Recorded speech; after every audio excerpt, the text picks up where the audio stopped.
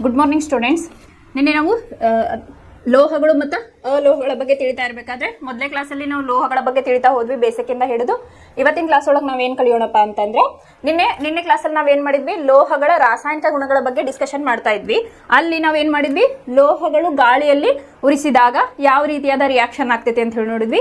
ಅದೇ ರೀತಿ ಲೋಹಗಳು ನೀರಿನ ಜೊತೆ ವರ್ತಿಸಿದಾಗ ಯಾವ ರೀತಿಯ ನಮಗೆ ರಾಸಾಯನಿಕ ಕ್ರಿಯೆ ಆಗ್ತದೆ ಅಂತ ಹೇಳಿ ನೋಡಿದ್ವಿ. ಅದೇ ರೀತಿ ಲೋಹಗಳು ಆಸಿಡ್ಗಳ ಜೊತೆಗೆ ಅಥವಾ ಆಮ್ಲಗಳ ಜೊತೆ ವರ್ತಿಸಿದಾಗ ಏನಾಗ್ತದೆ ಅಂತ ಹೇಳಿ ನೋಡಿದ್ವಿ. ಅದನ್ನ ಏನ್ ಮಾಡೋಣ, ನಾವು ಒಂದು ಪ್ರಾಕ್ಟಿಕಲ್ ಕ್ಲಾಸಸ್ ಅನ್ನ ಇಲ್ಲ ನೋಡೋಣ. ಅಂದ್ರೆ ಈಗ ನಾವು ಹೇಳ್ತೀವಿ ರಿಯಾಕ್ಷನ್ ಮೂಲಕ ಏನ್ ಹೇಳ್ತೀನಿ, ಲೋಹಗಳು ಆಕ್ಸಿಜನ್ ಜೊತೆ ಉರಿಸಿದಾಗ ಅಂತ ನಾ ಹೇಳಿದೆ, ಅಥವಾ ಅದನ್ನ ಗಾಳಿಯೊಂದಿಗೆ ವರ್ತಿಸಿದಾಗ, ಲೋಹಗಳು ಗಾಳಿಯೊಂದಿಗೆ ವರ್ತಿಸಿದಾಗ ಅಂತ ಹೇಳಿ ನಾನು ಸರ್ಟನ್ ರಿಯಾಕ್ಷನ್ ಹೇಳಿದೆ. ಅದು ಯಾವ ಲೋಹದ ಜೊತೆ ನಾವು ಅದನ್ನ ಆಕ್ಸಿಜನ್ ಜೊತೆ ಬೆರೆಸ್ತೇವಲ್ಲ ಅಥವಾ ಉರಿಸಿದಾಗ ವರ್ತಿಸಿದಾಗ ಏನಾಗ್ತದೆ, ಆಕ್ಸೈಡ್ಗಳಾಗಿ ಆ ಲೋಹದ ಆಕ್ಸೈಡ್ಗಳಾಗಿ ಅದೇನಾಗ್ತತಿ ನಮಗೆ ಉತ್ಪನ್ನ ಬರ್ತತಿ ಅಂತ ಹೇಳಿ ನೋಡಿದ್ವಿ. ಅದು ಯಾವ ರೀತಿಯಾಗಿ ಅಂತ ಹೇಳಿ ನಾ ಇಲ್ಲೊಂದು ಕ್ಲಾಸನ್ನು ತೋರಿಸ್ತೀನಿ, ಅಥವಾ ಯೂಟ್ಯೂಬಲ್ಲಿ ಯಾವ ರೀತಿ ಇರ್ತೈತಿ ಅಂತ ಹೇಳಿ ತೋರಿಸ್ತೀನಿ. ಎಕ್ಸಾಂಪಲ್ ನಾವೇನು ಮಾಡಿದ್ವಿ, ನಿನ್ನೆ ಕಾಪರ್ ತೊಗೊಂಡಿದ್ವಿ, ಅಲ್ಯೂಮಿನಿಯಂನ ತೊಗೊಂಡಿದ್ವಿ. ಕಾಪರ್ನ ಆಕ್ಸಿಜನ್ ಜೊತೆ ಬೆರೆಸಿದಾಗ ಅಥವಾ ಉರಿಸಿದಾಗ ಏನು ಬಂದು ನಮಗೆ ಕಾಪರ್ ಆಕ್ಸೈಡ್ ಬಂತು. ಅದೇ ರೀತಿ ಅಲ್ಯೂಮಿನಿಯಂ ಗಾಳಿಯೊಂದಿಗೆ ವರ್ತಿಸಿದಾಗ ಏನಾಯ್ತಲ್ಲ, ಅಲ್ಯೂಮಿನಿಯಂ ಆಕ್ಸೈಡ್ ಬಂತು. ಅದು ಯಾವ ರೀತಿ ಇರ್ತೈತೆ ಅಂತ ಹೇಳಿ ಈಗ ತೋರಿಸ್ತೀನಿ. ಇಲ್ಲಿ ನೀವು ನೋಡ್ಬೋದು, ಒಂದು ಇದಕ್ಕೆ ಬುನ್ಸನ್ ಬರ್ನರ್, ನಾನಿನ್ನ ಹೇಳಿದ್ನಲ್ಲ ಅದಕ್ಕೆ ಬುನ್ಸನ್ ಬರ್ನರ್ ಅಂತ ಹೇಳಿ ಕರೀತಾರೆ. ಇದಕ್ಕೆ ಸಿಲಿಂಡರ್ ಕನೆಕ್ಟ್ ಇರ್ತೈತಿ, ಇದು ಫ್ಲೇಮ್ ಇದಕ್ಕೆ ಕನೆಕ್ಟ್ ಇರ್ತೈತಲ್ಲ, ಅದು ಆನ್ ಮಾಡಿದಾಗ ನಮಗೆ ಇಲ್ಲೇ ಫ್ಲೇಮ್ ಬರಕ್ಕೆ ಸ್ಟಾರ್ಟ್ ಆಗ್ತೈತಿ. ಇವ್ರು ಏನು ಮಾಡಿದಾರೆ, ಇಲ್ಲಿ ಕೊಟ್ಟಿದ್ದಾರೆ ನೋಡ್ರಿ, ಕಾಪರ್ನ ತಗೊಂಡು ಏನು ಮಾಡಿದ್ರು, ಅದನ್ನ ಇನ್ ಪ್ರೆಸೆನ್ಸ್ ಆಫ್ ಆಕ್ಸಿಜನ್ ಅಲ್ಲಿ ಸುಡ್ತಾ ಇದ್ದಾರೆ. ದಿಸ್ ಇಸ್ ಕಾಪರ್, ಇದು ಸ್ಟ್ಯಾಂಡ್ ಒಳಗೆ ಇಟ್ಕೊಂಡ. ಅದನ್ನ ನೋಡ್ರಿ, ಈಗ ಇದು ಆಕ್ಸಿಜನ್, ಇದು ಕಾಪರ್, ಏನು ರಿಯಾಕ್ಷನ್ ಆಗ್ತೈತಿ ನೋಡ್ರಿ. ಕಾಪರ್ ಅದೇನಾಗ್ತೈತಿ, ಕಾಪರ್ ಕಲರ್ ಏನಿರ್ತೈತೆ ಸ್ಲೈಟ್ ಆಗಿ ಚೇಂಜ್ ಆಗ್ತಾ, ಅದು ಕಾಪರ್ ಆಕ್ಸೈಡ್ ಆಗಿಲ್ಲೇ ಕನ್ವರ್ಟ್ ಆಗ್ತಾ ಇದೆ. ಇಲ್ಲಿ ನೋಡ್ರಿ ತೋರಿಸ್ತೇನೆ, ಇಲ್ಲೇ ಪ್ರಾಡಕ್ಟ್ ಏನು ಬಂತಿಲ್ಲ, ಇಟ್ ಪ್ರೊಡ್ಯೂಸಸ್ ಕಾಪರ್ ಆಕ್ಸೈಡ್. ಇದು ಒಂದು ನಿಮ್ಗೆ ಪ್ರಾಕ್ಟಿಕಲ್ ಕ್ಲಾಸಸ್, ನೀವು ಹೈಯರ್ ಕ್ಲಾಸಸ್ಗೆ ಏನು ಹೋಗ್ತಿಲ್ಲ PUC ರಲ್ಲಿ ಇದನ್ನ ಟ್ರೈ ಮಾಡ್ಬೋದು. ಜಸ್ಟ್ ಏನು ಮಾಡಿದ್ರು, ಕಾಪರ್ ಅನ್ನ ತಗೊಂಡು ಅದನ್ನ ಫ್ಲೇಮ್ ಹಿಡಿದಾಗ ಅದೇನಾಯ್ತು, ಕಾಪರ್ ಆಕ್ಸೈಡ್ ಆಗಿಲ್ಲೇ ಕನ್ವರ್ಟ್ ಆಯ್ತು. ಅದೇ ರೀತಿ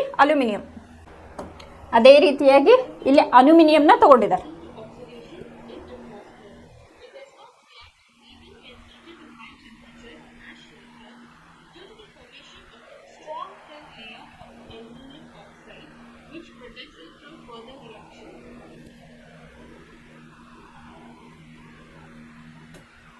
ಇಲ್ಲಿ ಏನ್ ಮಾಡಿದ್ರಪ್ಪ, ಅಲ್ಯೂಮಿನಿಯಂನ ಒಂದು ತುಂಡನ್ನ ತಗೊಂಡು ಸೇಮ್ ಏನು ಕಾಪರ್ನ ಸುಟ್ರಲ್ಲ ಅದೇ ರೀತಿಯಾಗಿ ಅಲ್ಯೂಮಿನಿಯಂನ ತಗೊಂಡು ಇನ್ ಪ್ರೆಸೆನ್ಸ್ ಆಫ್ ಆಕ್ಸಿಜನ್ ಒಳಗ ಅದನ್ನ ಫ್ಲೇಮ್ ಹಿಡಿದಾಗ ಅದೇನಾಯ್ತು, ಅಲ್ಯೂಮಿನಿಯಂ ಆಕ್ಸೈಡ್ ಆಗಿಲ್ಲೇ ಕನ್ವರ್ಟ್ ಆಯ್ತು. ಇಲ್ಲೇ ಅದೇ ರೀತಿಯಾಗಿ ಜಿಂಕ್ ಅನ್ನು ತಗೊಂಡು, ನೀವಲ್ಲೇ ಯಾವ್ದಾದ್ರು ಮೆಟಲ್ನ ಹಾಕೋಬಹುದು ಅಂತ ಹೇಳಿದೆ ನಾನು. ಇಲ್ಲೇನ್ ಮಾಡಿದಾರೆ ಅವರು, ಜಿಂಕ್ ಅನ್ನ ತಗೊಂಡಿದ್ದಾರೆ, ಜಿಂಕ್ ಕಾಪರ್.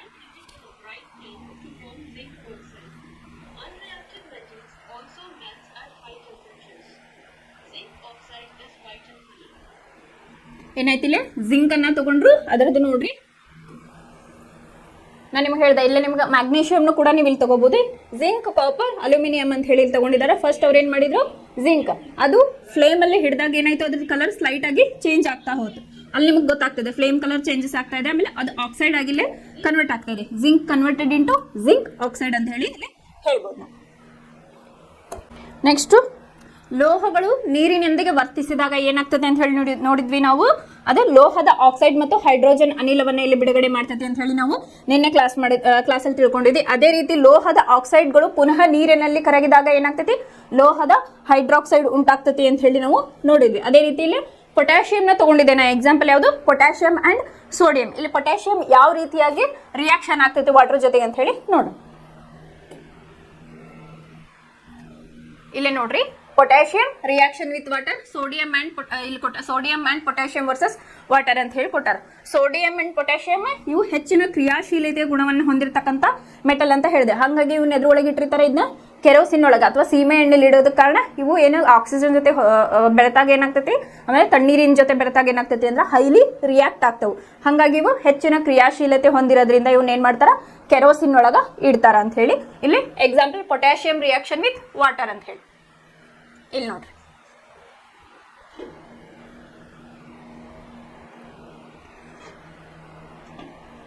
ಪೊಟ್ಯಾಷಿಯಂನ ವಾಟರಲ್ಲಿ ಹಾಕಿದ್ರು, ಅಲ್ಲಿ ನೀವು ಅದರ ತೀವ್ರತೆಯನ್ನು ಗಮನಿಸಬಹುದು. ಜಸ್ಟ್ ಅವರು ಹಾಕಿ ಹಿಂಸರಿದ್ರು ಇಲ್ಲಿ ನೋಡ್ರಿ ಯಾವ ರೀತಿಯಾಗಿದ್ದು ರಿಯಾಕ್ಟ್ ಆಗ್ತದೆ. ಜಸ್ಟ್ ಅದಕ್ಕೇನು ನೀರಲ್ಲಿ ಹಾಕಿದ್ದಾರೆ ಅಷ್ಟೇ. ಇಲ್ಲಿ ಬೆಂಕಿ ಹತ್ತುತ್ತಾ ಹೋಯ್ತು ಈ ತರ.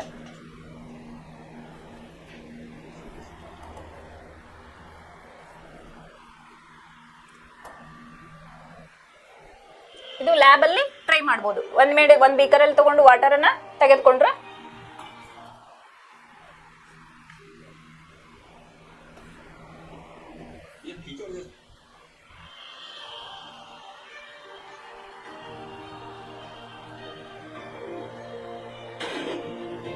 ಇಲ್ಲಿ ನಿನ್ನೆ ಹೇಳಿದೆ ನಾನು potassium and sodium highly reacted metals ಅಂತ ನಾ ಹೇಳಿದೆ. ಇಲ್ಲಿ ಏನ್ ಮಾಡಿದ್ರು ಒಂದ್ ಬೇಕರ್ ಒಳಗೆ ವಾಟರ್ ತಗೊಂಡಿಲ್ಲ ಪೊಟ್ಯಾಷಿಯಂನ ಹಾಕಿದಾಗ ಯಾವ ರೀತಿಯಾಗಿ ಇಲ್ಲಿ ಬೆಂಕಿ ಹೊತ್ಕೋತು ಅಂತ ಹೇಳಿ ನೋಡ್ರಿ ಗ್ಲಾಸಲ್ಲಿ. ಹಾಗಾಗಿ ಇದನ್ನೇನ್ ಮಾಡ್ತಾರ ಹೆಚ್ಚಿನ ಪ್ರಮಾಣದಲ್ಲಿ ಯೂಸ್ ಮಾಡೋದಿಲ್ಲ, ಇದನ್ನ ಪ್ರಿಸರ್ವೇಟಿವ್ ಆಗಿ ಯೂಸ್ ಮಾಡ್ತಾರ. ಯೂಸ್ ಮಾಡ್ಬೇಕಾದ್ರೂ ಇದನ್ನ ಬಹಳ ಕೇರ್ಫುಲ್ ಆಗಿ ಯೂಸ್ ಮಾಡ್ತಿರ್ತಾರೆ. ನಿನ್ನೆ ಒಂದು ಮ್ಯಾಗ್ನೇಷಿಯಂ ಅದ್ ನೋಡಿದ್ವಿ ನಾವು. ಇದ್ರಾಗ ತಣ್ಣೀರಿನೊಂದಿಗೆ ಮ್ಯಾಗ್ನೇಷಿಯಂ ಪ್ರತಿವರ್ತಿಸುವುದಿಲ್ಲ, ಬಿಸಿ ನೀರಿನೊಂದಿಗೆ ಪ್ರತಿವರ್ತಿಸಿ ಮ್ಯಾಗ್ನೇಷಿಯಂ ಹೈಡ್ರಾಕ್ಸೈಡ್ ಮತ್ತು ಹೈಡ್ರೋಜನ್ ಬಿಡುಗಡೆ ಮಾಡುತ್ತದೆ ಮತ್ತು ಅವು ಹೈಡ್ರೋಜನ್ ಏನಿಲ್ಲ ಏನಾಗಿರ್ತಾವು ತೇಲಾಡ್ತಿರ್ತಾವ ಅಂತ ಹೇಳಿ ನೋಡಿದ್ವಿ. ಅದು ಯಾವ ರೀತಿಯಾಗಿರ್ತದೆ.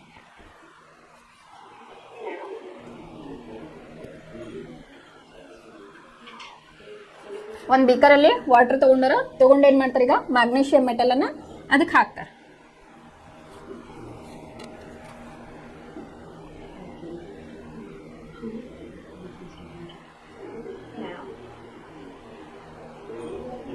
ಇಲ್ಲಿ ರಿಯಾಕ್ಷನ್ ಅನ್ನ ನೀವು ಅಬ್ಸರ್ವ್ ಮಾಡಬಹುದು. ಏನಾಗ್ತಿದೆ, ಅದು ಮೇಲ್ಗಡೆ ತೇಲ್ತಾ ಇದೆ, ಒಳಗಡೆ ಡಿಪ್ ಆಗ್ತಾ ಇಲ್ಲ, ಮೇಲ್ಗಡೆ ಅದು ತೇಲ್ತಾ ಇದೆ. ಅದಕ್ಕೆ ಏನ್ ಹೇಳಿದಾರೆ ಅವರು, ಇಲ್ಲಿ ಹೈಡ್ರೋಜನ್ ಅನಿಲದ ಗುಳ್ಳೆಗಳು ಲೋಹದ ಮೇಲ್ಮೈಗೆ ಅಂಟಿಕೊಳ್ಳುವ ಕಾರಣ ಇದು ಕೂಡ ನೀರಿನ ಮೇಲೆ ತೇರಲು ಪ್ರಾರಂಭಿಸುತ್ತದೆ ಅಂತ. ನೀವು ಇಲ್ಲಿ ಅಬ್ಸರ್ವ್ ಮಾಡಬಹುದು, ಅದು ನೀರಿನ ಮೇಲೆ ತೇಲ್ತಾ ಇದೆ ಅಂತ ಹೇಳಿ. ನೆಕ್ಸ್ಟ್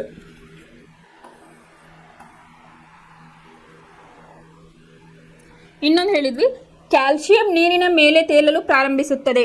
ಇಲ್ಲಿ ನೀರಿನೊಂದಿಗೆ ಕ್ಯಾಲ್ಸಿಯಂನ ಪ್ರತಿವರ್ತನೆಯು ತೀವ್ರತೆ ಕಡಿಮೆ, ಬಿಡುಗಡೆಯಾಗುವ ಉಷ್ಣವು ಹೈಡ್ರೋಜನ್ ಹೊತ್ತಿಕೊಳ್ಳಲು ಸಾಕಾಗುವುದಿಲ್ಲ. ಈಗ ಸೋಡಿಯಂ ಪೊಟ್ಯಾಷಿಯಂ ನಾವು ತೋರಿಸಿದೆ, ಪೊಟ್ಯಾಷಿಯಂ ಯಾವ ರೀತಿ ಬರ್ನ್ ಆಗ್ತದೆ. ಬಟ್ ಕ್ಯಾಲ್ಸಿಯಂ ಏನಾಗ್ತದಪ್ಪ ಅಂತಂದ್ರ ಪ್ರತಿವರ್ತನೆ ಅದ್ರದ್ದು ತೀವ್ರತೆ ಕಡಿಮೆ ಇರ್ತೈತೆ. ಹಾಗಾಗಿ ಇದು ಬಿಡುಗಡೆಯಾಗುವ ಉಷ್ಣ ಬೆಂಕಿ ಹತ್ತಕ ಕಾರಣ ಆಗುವುದಿಲ್ಲ. ಅದಕ್ಕೆ ಕ್ಯಾಲ್ಸಿಯಂ ನೀರಿನ ಮೇಲೆ ತೇಲಲು ಪ್ರಾರಂಭಿಸುತ್ತದೆ, ಏಕೆಂದರೆ ಉತ್ಪತ್ತಿಯಾದ ಹೈಡ್ರೋಜನ್ ಅನಿಲದ ಗುಳ್ಳೆಗಳು ಲೋಹದ ಮೇಲ್ಮೈಗೆ ಅಂಟಿಕೊಳ್ಳುತ್ತದೆ ಅಂತ ಹೇಳಿ. ಇಲ್ಲಿ ನಿನ್ನೆ calcium plus water CaOH twice ಅಂತ ಹೇಳಿ ಒಂದು ರಿಯಾಕ್ಷನ್ ನಾನು ನಿಮಗೆ ಹೇಳಿದೆ. ಇಲ್ಲಿ ಬುಕ್ ಅಲ್ಲೂ ಕೂಡ ಕೊಟ್ಟಿದ್ದಾರೆ. Calcium react with water, 2 molecules of water ಜೊತೆಗೆ ರಿಯಾಕ್ಟ್ ಆದಾಗ ಏನಾಗ್ತದಪ್ಪ ಅಂದ್ರೆ ಇದು CaOH twice plus calcium hydroxide plus hydrogen gas ಇಲ್ಲೇ ಬಂತು ಅಂತ ಹೇಳಿ. ಅದು ಯಾವ ರೀತಿ ಅಂತ ಹೇಳಿ ತೋರಿಸ್ತೇನೆ. ಕ್ಯಾಲ್ಸಿಯಂ ಮೆಟಲ್ನ ಹಾಕ್ತಾರೆ,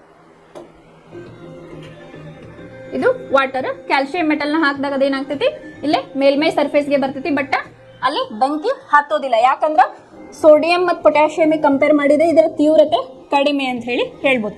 ಇದು ಸೋಡಿಯಂ ಅಂಡ್ ಕ್ಯಾಲ್ಸಿಯಂಗೆ ನಿಮ್ಗೆ ಡಿಫ್ರೆನ್ಸ್ ಗೊತ್ತಾಯ್ತು. ಇಲ್ಲಿ ಅದೇ ನಾವು ಪೊಟ್ಯಾಷಿಯಂ ಹಾಕಿದಾಗ ಏನಾಯ್ತು, ಸಡನ್ ಆಗಿ ಅದು ಬೆಂಕಿ ಹತ್ಕೋತು ಪೊಟ್ಯಾಷಿಯಂ ಹಾಕಿದಾಗ. ಬಟ್ ಕ್ಯಾಲ್ಸಿಯಂದು ತೀವ್ರತೆ ಕಡಿಮೆ ಇರೋದ್ರಿಂದ ಏನಾಯ್ತು, ಇಲ್ಲಿ ಹೈಡ್ರೋಜನ್ ಏನಿಲ್ಲ, ಇಲ್ಲಿ ಸರ್ಫೇಸಿಗೆ ಮೇಲ್ಗಡೆ ಬಂದು, ಯಾಕಂದ್ರೆ ಇದ್ರದ್ದು ತೀವ್ರತೆ ಕಡಿಮೆ ಅಂತ ಹೇಳಿ.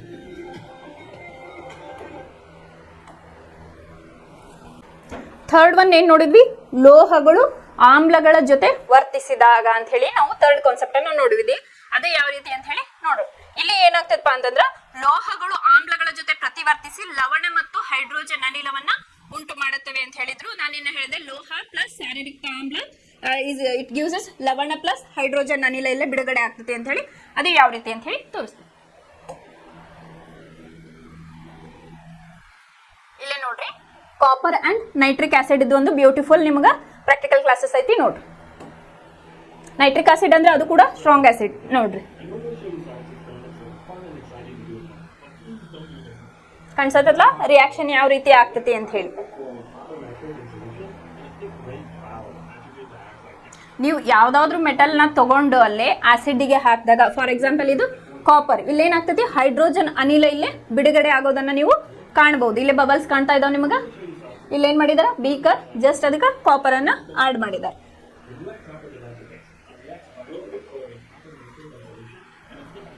ಇಲ್ಲೇನ್ ಹಾಕಿದಾರಪ್ಪ ಅಂತಂದ್ರ ನೈಟ್ರೇಟ್ ಅಂದ್ರೆ HNO3 ನೈಟ್ರಿಕ್ ಆಸಿಡ್ ಒಳಗಿದಿನ ಹಾಕಿದಾರೆ. ಕಾಪರ್ ಪ್ಲಸ್ ನೈಟ್ರಿಕ್ ಆಸಿಡ್ ಹಾಕಿದಾಗ ನಮ್ಗೆ ಇಲ್ಲಿ ಹೈಡ್ರೋಜನ್ ಏನಿಲ್ಲ ಬಿಡುಗಡೆ ಆಗೋದು ಕಾಣ್ತಾ ಇದೆ. ಇನ್ನು ಇಲ್ಲೊಂದು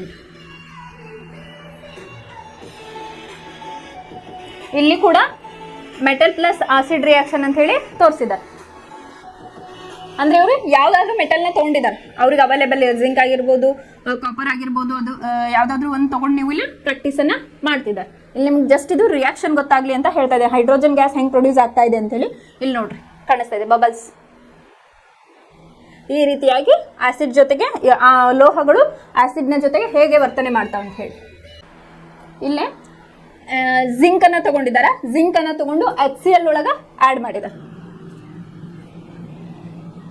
HCl ಇದು ಕೊನ್ಕಲ್ ಫ್ಲಾಸ್ಕ್ ಅಲ್ಲಿ ಇರೋದು. ಅದಕ್ಕೆ ಏನ್ ಮಾಡ್ತಿದ್ದಾರೆ, ಜಿಂಕ್ ಮೆಟಲ್ ಅನ್ನ ಆಡ್ ಮಾಡಿದಾಗ ನೋಡ್ರಿ ನಿಮಗೆ ಯಾವ ರೀತಿಯಾಗಿ ಅಲ್ಲಿ ರಿಯಾಕ್ಷನ್ ಆಗ್ತಾ ಇದೆ ಅಂತ ಹೇಳಿ. ಇಲ್ಲಿ ಏನ್ ಫ್ಲೇಮ್ಸ್ ಬರ್ತಾ ಇದೆ, ಹೈಡ್ರೋಜನ್ ಗ್ಯಾಸ್. ಇದನ್ನ ನೀವು ರಿಯಾಕ್ಷನ್ HCl ಪ್ಲಸ್ ಜಿಂಕ್ ಮಾಡಿದಾಗ ಜಿಂಕ್ ಕ್ಲೋರೈಡ್ ಲವಣ ಬಂತು, ಪ್ಲಸ್ ಹೈಡ್ರೋಜನ್ ಗ್ಯಾಸ್ ಇಲ್ಲೇ ನಮಗೆ ಸಿಕ್ತು. HCl ಪ್ಲಸ್ ಜಿಂಕ್ ಕ್ಲೋರೈಡ್ ಲವಣ ಬರ್ತೈತಿ ಅಂತ ಹೇಳಿದೆ, ಪ್ಲಸ್ ಹೈಡ್ರೋಜನ್ ಗ್ಯಾಸ್ ಇಲ್ಲೇ ರಿಲೀಸ್ ಆಗ್ತಾ ಇದೆ. ಇಲ್ಲೇನು ನೋಡಿ ಈಗ ಏನೂ ಇಲ್ಲ, ಇಲ್ಲಿ ನೀರಲ್ಲಿ ಏನ್ HCl ಒಳಗಡೆ ಆ ಮೆಟಲ್ ಅನ್ನ ಹಾಕಿದ್ರು, ಇಲ್ಲಿ ಬಬಲ್ಸ್ ಫಾರ್ಮ್ ಆಗ್ತಾ ಏನಾಯ್ತು, ಗ್ಯಾಸ್ ಇಲ್ಲಿ ರಿಲೀಸ್ ಆಗ್ತಾ ಇದೆ. ಇದು ಯಾವುದಕ್ಕೆ example, one metal reacts with acid ಅಂತೇಳಿ ನಾವಿಲ್ಲಿ ತಗೋಬಹುದು.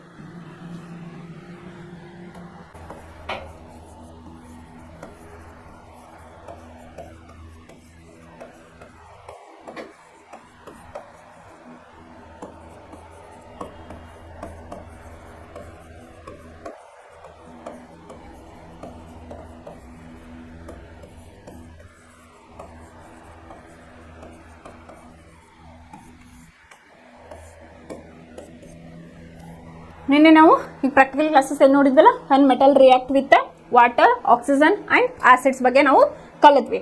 ಇವತ್ತಿನ ಕ್ಲಾಸ್ ಒಳಗೆ ಏನು ಮಾಡೋಣಪ್ಪ, ಇತರ ಲೋಹೀಯ ದ್ರಾವಣಗಳೊಂದಿಗೆ ಲೋಹಗಳ ವರ್ತನೆ ಯಾವ ರೀತಿಯಾಗಿ ಇರ್ತೈತೆ ಅಂತ ಹೇಳಿ ನೋಡು. ರಾಸಾಯನಿಕ ಕ್ರಿಯಾಪಟುತ್ವ ಹೊಂದಿದ ಧಾತುಗಳು ತಮಗಿಂತ ಕಡಿಮೆ ಕ್ರಿಯಾಪಟುತ್ವ ಹೊಂದಿದ ಧಾತುಗಳನ್ನು ಅವುಗಳ ದ್ರಾವಣ ಅಥವಾ ದ್ರವಿಸಿದ ಸಂಯುಕ್ತದಿಂದ ಸ್ಥಳಾಂತರಿಸಲಾಗುತ್ತದೆ ಅಂತ ಹೇಳಿ ಹೇಳಿದ್ದಾರೆ. ಇದನ್ನ ನಾವು ಇದು ಸ್ಥಾನಪಲ್ಲಟ ಕ್ರಿಯೆ ಅಂತ ಹೇಳಿ ಕೆಮಿಕಲ್ ರಿಯಾಕ್ಷನ್ಸ್ ಒಳಗ ಹೇಳಿದ್ದೆ, ಅದು ಕೂಡ ಇಲ್ಲೇ ಅಪ್ಲೈ ಆಗ್ತದೆ ಅಂತ ಹೇಳಿ ಹೇಳ್ಬೋದು. ನಾವು ಹಿಂದಿನ ಭಾಗಗಳಲ್ಲಿ ನೋಡಿದಂತೆ ಎಲ್ಲಾ ಲೋಹಗಳು ಒಂದೇ ರೀತಿಯ ಕ್ರಿಯಾಪಟುತ್ವವನ್ನು ಹೊಂದಿಲ್ಲ. ಆಕ್ಸಿಜನ್, ನೀರು ಮತ್ತು ಆಮ್ಲಗಳ ಜೊತೆ ಅನೇಕ ಲೋಹಗಳ ಪ್ರತಿವರ್ತನೆಯನ್ನು ನಾವು ಪರೀಕ್ಷಿಸಿದ್ದೇವೆ. ಅಂದ್ರೆ ಎಲ್ಲಾ ಲೋಹಗಳಿಗೂ ಅದರದೇ ಆದಂತ ಕ್ರಿಯಾಶೀಲತೆ ಅಥವಾ ಕ್ರಿಯಾಪಟುತ್ವ ಇರ್ತೈತಿ. ಅದ್ರ ತಕ್ಕಂಗ ಅದನ್ನ ಯೂಸ್ ಮಾಡ್ತಿರ್ತಾರ ಅಂತ ಹೇಳಿ ನಿನ್ನೆ ಹೇಳಿದೆ. ಅದೇ ರೀತಿ ಏನ್ ಮಾಡಿದ್ವಿ, ನಿನ್ನೆ ಲೋಹಗಳನ್ನ ನೀರಿನ ಜೊತೆ, ಆಕ್ಸಿಜನ್ ಜೊತೆ ಮತ್ತು ಆಸಿಡ್ಗಳ ಜೊತೆ ಮಾಡಿದಾಗ ಏನೇನ್ ರಿಯಾಕ್ಷನ್ ಆಯ್ತು ಅಂತ ಹೇಳಿ ನಾವು ನೋಡಿದ್ವಿ. ಆದರೆ ಎಲ್ಲಾ ಲೋಹಗಳು ಈ ಕ್ರಿಯಾಕಾರಿಗಳ ಜೊತೆ ಪ್ರತಿವರ್ತಿಸುವುದಿಲ್ಲ. ಆದ್ದರಿಂದ ನಾವು ಸಂಗ್ರಹಿಸಿದ ಎಲ್ಲಾ ಲೋಹಗಳನ್ನು ಅವುಗಳ ಕ್ರಿಯಾಶೀಲತೆಯ ಇಳಿಕೆ ಕ್ರಮದಲ್ಲಿ ಜೋಡಿಸಲು ಆಗುವುದಿಲ್ಲ.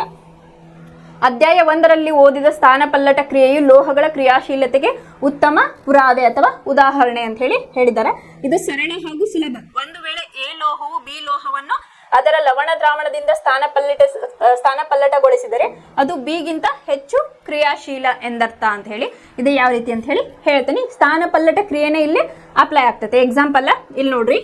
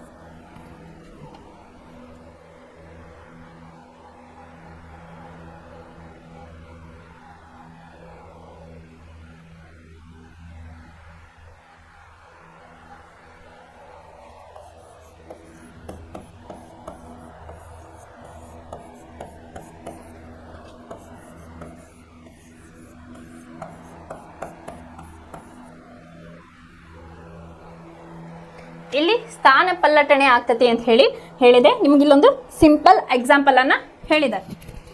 ಇಲ್ಲಿ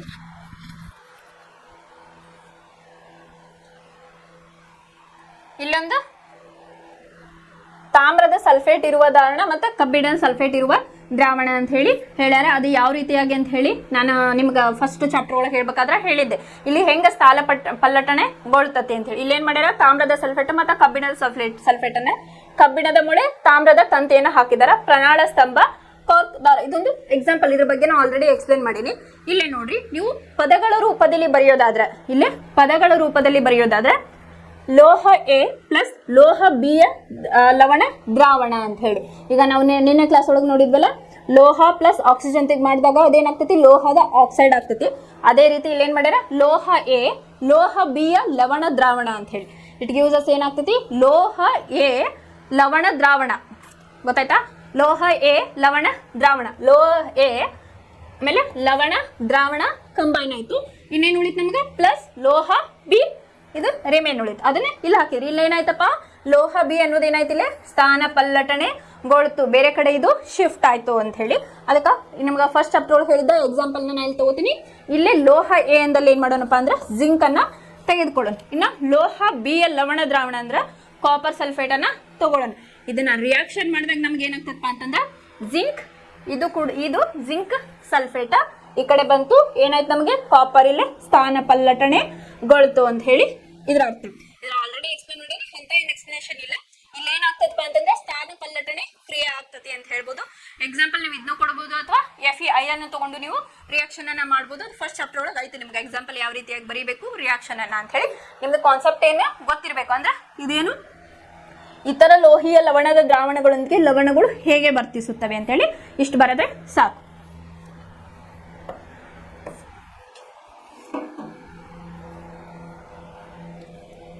ಇನ್ನು ಕ್ರಿಯಾಶೀಲತೆಯ ಸರಣಿ ಅಂದ್ರೆ ಕ್ರಿಯಾಶೀಲತೆ ಅಂತಂದ್ರೇನು, ಎಲ್ಲ ಮೆಟಲ್ಸ್ಗೂ ಅದರದೇ ಆದಂತ ಕ್ರಿಯಾಶೀಲತೆ ಇರ್ತೈತಿ. ಕ್ರಿಯಾಪಟು ಅದರದೇ ಆದಂತ ಹೈಯರ್, ಮಿಡಲ್, ಲೋವರ್ ಅಂತ ಹೇಳಿ ನಾವು ಕರಿಬಹುದು.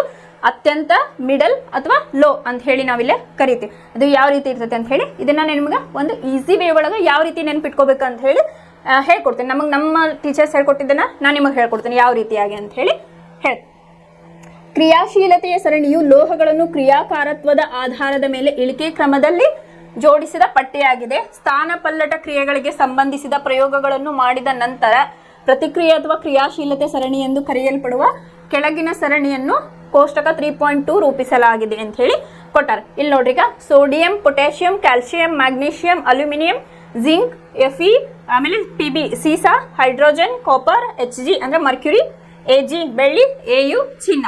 ಇದನ್ನ ನೀವು ಹೆಂಗೆ ನೆನ್ಪಿಟ್ಕೋಬೇಕಪ್ಪ ಅಂತಂದ್ರೆ ಒಂದು ಈಸಿ ವೇ ಹೇಳ್ಕೊಡ್ತೀನಿ, ಯಾವ ರೀತಿ ಅಂತೇಳಿ ಹೇಳ್ತೇನೆ.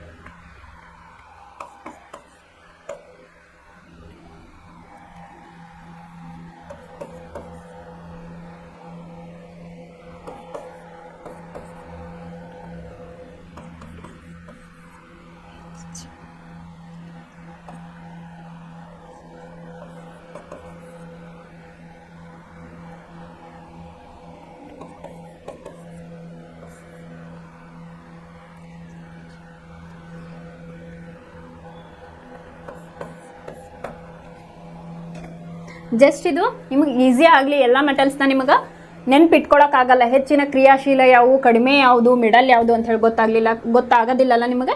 ಇದು ನೀವು ಸೆಂಟೆನ್ಸ್ನ ನೆನಪಿಟ್ಕೋಬಹುದು. ಹೆಂಗಪ್ಪ ಅಂದ್ರೆ, please stop calling me a careless zebra, instead try learning how copper Mercury saves a gold. ನೀವು ಅದ್ರ ಗೋಲ್ಡ್ ಜೊತೆಗೆ ಪ್ಲಾಟಿನಮ್ನ ಸೇರಿಸಬಹುದು. ಇದ್ರ ಫಾರ್ಮುಲಾ ನಿಮಗೆ ಆಲ್ರೆಡಿ ಗೊತ್ತಿರ್ತಾವೆ. ಆಕ್ಸಿಜನ್ಗೆ O, ಕಾರ್ಬನ್ಗೆ C, ಈ ತರ ನಿಮ್ಗೆ ಗೊತ್ತಿರ್ತಾವಲ್ಲ. ಸೊ ಈ ರೀತಿಯಾಗಿ ಬರೆಯೋದ್ರಿಂದ ಏನಾಗ್ತದಪ್ಪ ಅಂದ್ರೆ ನಿಮ್ಗೆ ಇದನ್ನ ಬಾಯ್ಹೆಟ್ ಹಾಕೋದು ಅವಶ್ಯಕತೆ ಬೀಳಲ್ಲ.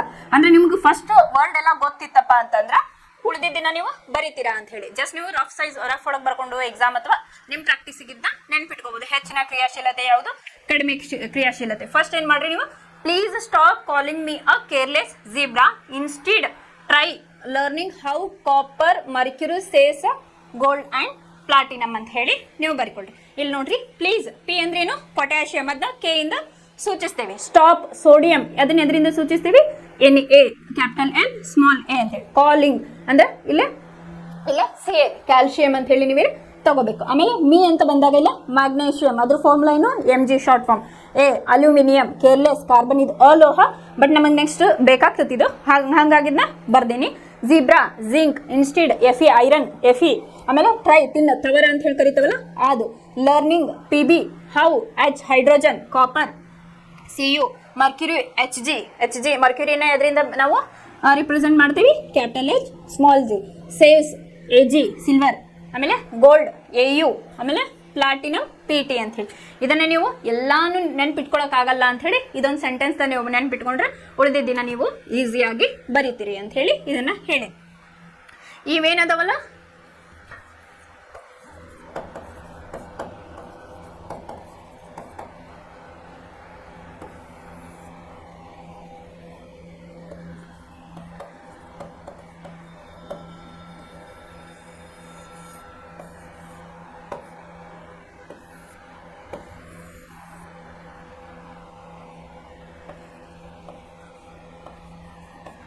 ಇಲ್ಲೇ ನೋಡ್ರಿ, ಫಸ್ಟಿಗೆ ಸೋಡಿಯಂ ಅಂಡ್ ಪೊಟ್ಯಾಷಿಯಂ ನಾವು ಏನಂತೀವಿ, ಅತ್ಯಂತ ಕ್ರಿಯಾಶೀಲ ಧಾತುಗಳು ಅಂತೇಳಿ ಕರಿತೇವಿ. ಸೋಡಿಯಂ ಪೊಟ್ಯಾಷಿಯಂ ಇದನ್ನ ಆಗ್ಲೇ ನಿಮಗೆ ಎಕ್ಸ್ಪೆರಿಮೆಂಟ್ ಮಾಡಿನೂ ನಾನು ತೋರಿಸಿದ್ದೀನಿ, ಯಾವ ರೀತಿಯಾಗಿ ಅವು ಹೆಚ್ಚಿನ ಕ್ರಿಯಾಶೀಲತೆಯನ್ನು ಹೊಂದಿದಾವು ಅಂತ ಹೇಳಿ ಹೇಳಿದೆ. ಇನ್ನ ನೆಕ್ಸ್ಟ್ ಈ ಕಡೆ ಕ್ಯಾಲ್ಸಿಯಂ ಇಂದ ಹಿಡಿದು Fe ತನ, ಐರನ್ ತನ ಮಾರ್ಕ್ ಮಾಡ್ಕೊಳ್ರಿ. ಐರನ್ ತನ ಇವೇನು ಮಧ್ಯಮ ಕ್ರಿಯಾಶೀಲತೆಯ ಒಂದು ಸರಣಿ ಅಂತ ಹೇಳಿ ಕರಿತೀವಿ. ಈ ಕಡೆ ಟಿನ್, ತವರ ಅಂತ ಏನ್ ಕರಿತೇವಲ್ಲ ನಾವು, ಇಲ್ಲಿಂದ ಹಿಡಿದು ಇಲ್ಲೇ ಬೋರ್ಡ್ ಸಣ್ಣದಿರೋದಕ್ಕೆ ನಾ ಎಷ್ಟು ತೋರಿಸಿನಿ, ಟಿನ್ ಇಂದ ಹಿಡಿದು ಪ್ಲಾಟಿನಮ್ ವರೆಗೂ ನಾವೇನಂತೀವಿ ಅತ್ಯಂತ ಕಡಿಮೆ ಕ್ರಿಯಾಶೀಲತೆಯ ಸರಣಿ ಕ್ರಮ ಅಂತ ಹೇಳಿ ತೋರಿಸ್ತೀನಿ. ಈಗ ನಿಮ್ಮ ಬುಕ್ ಒಳಗೂ ನೀವು ನೋಡಬಹುದು ಪೊಟ್ಯಾಷಿಯಂ ಅಂಡ್ ಸೋಡಿಯಂ ಏನು ಅತ್ಯಂತ ಕ್ರಿಯಾಶೀಲ ಅಂತ ಹೇಳಿ ಹೇಳ್ಯಾರ.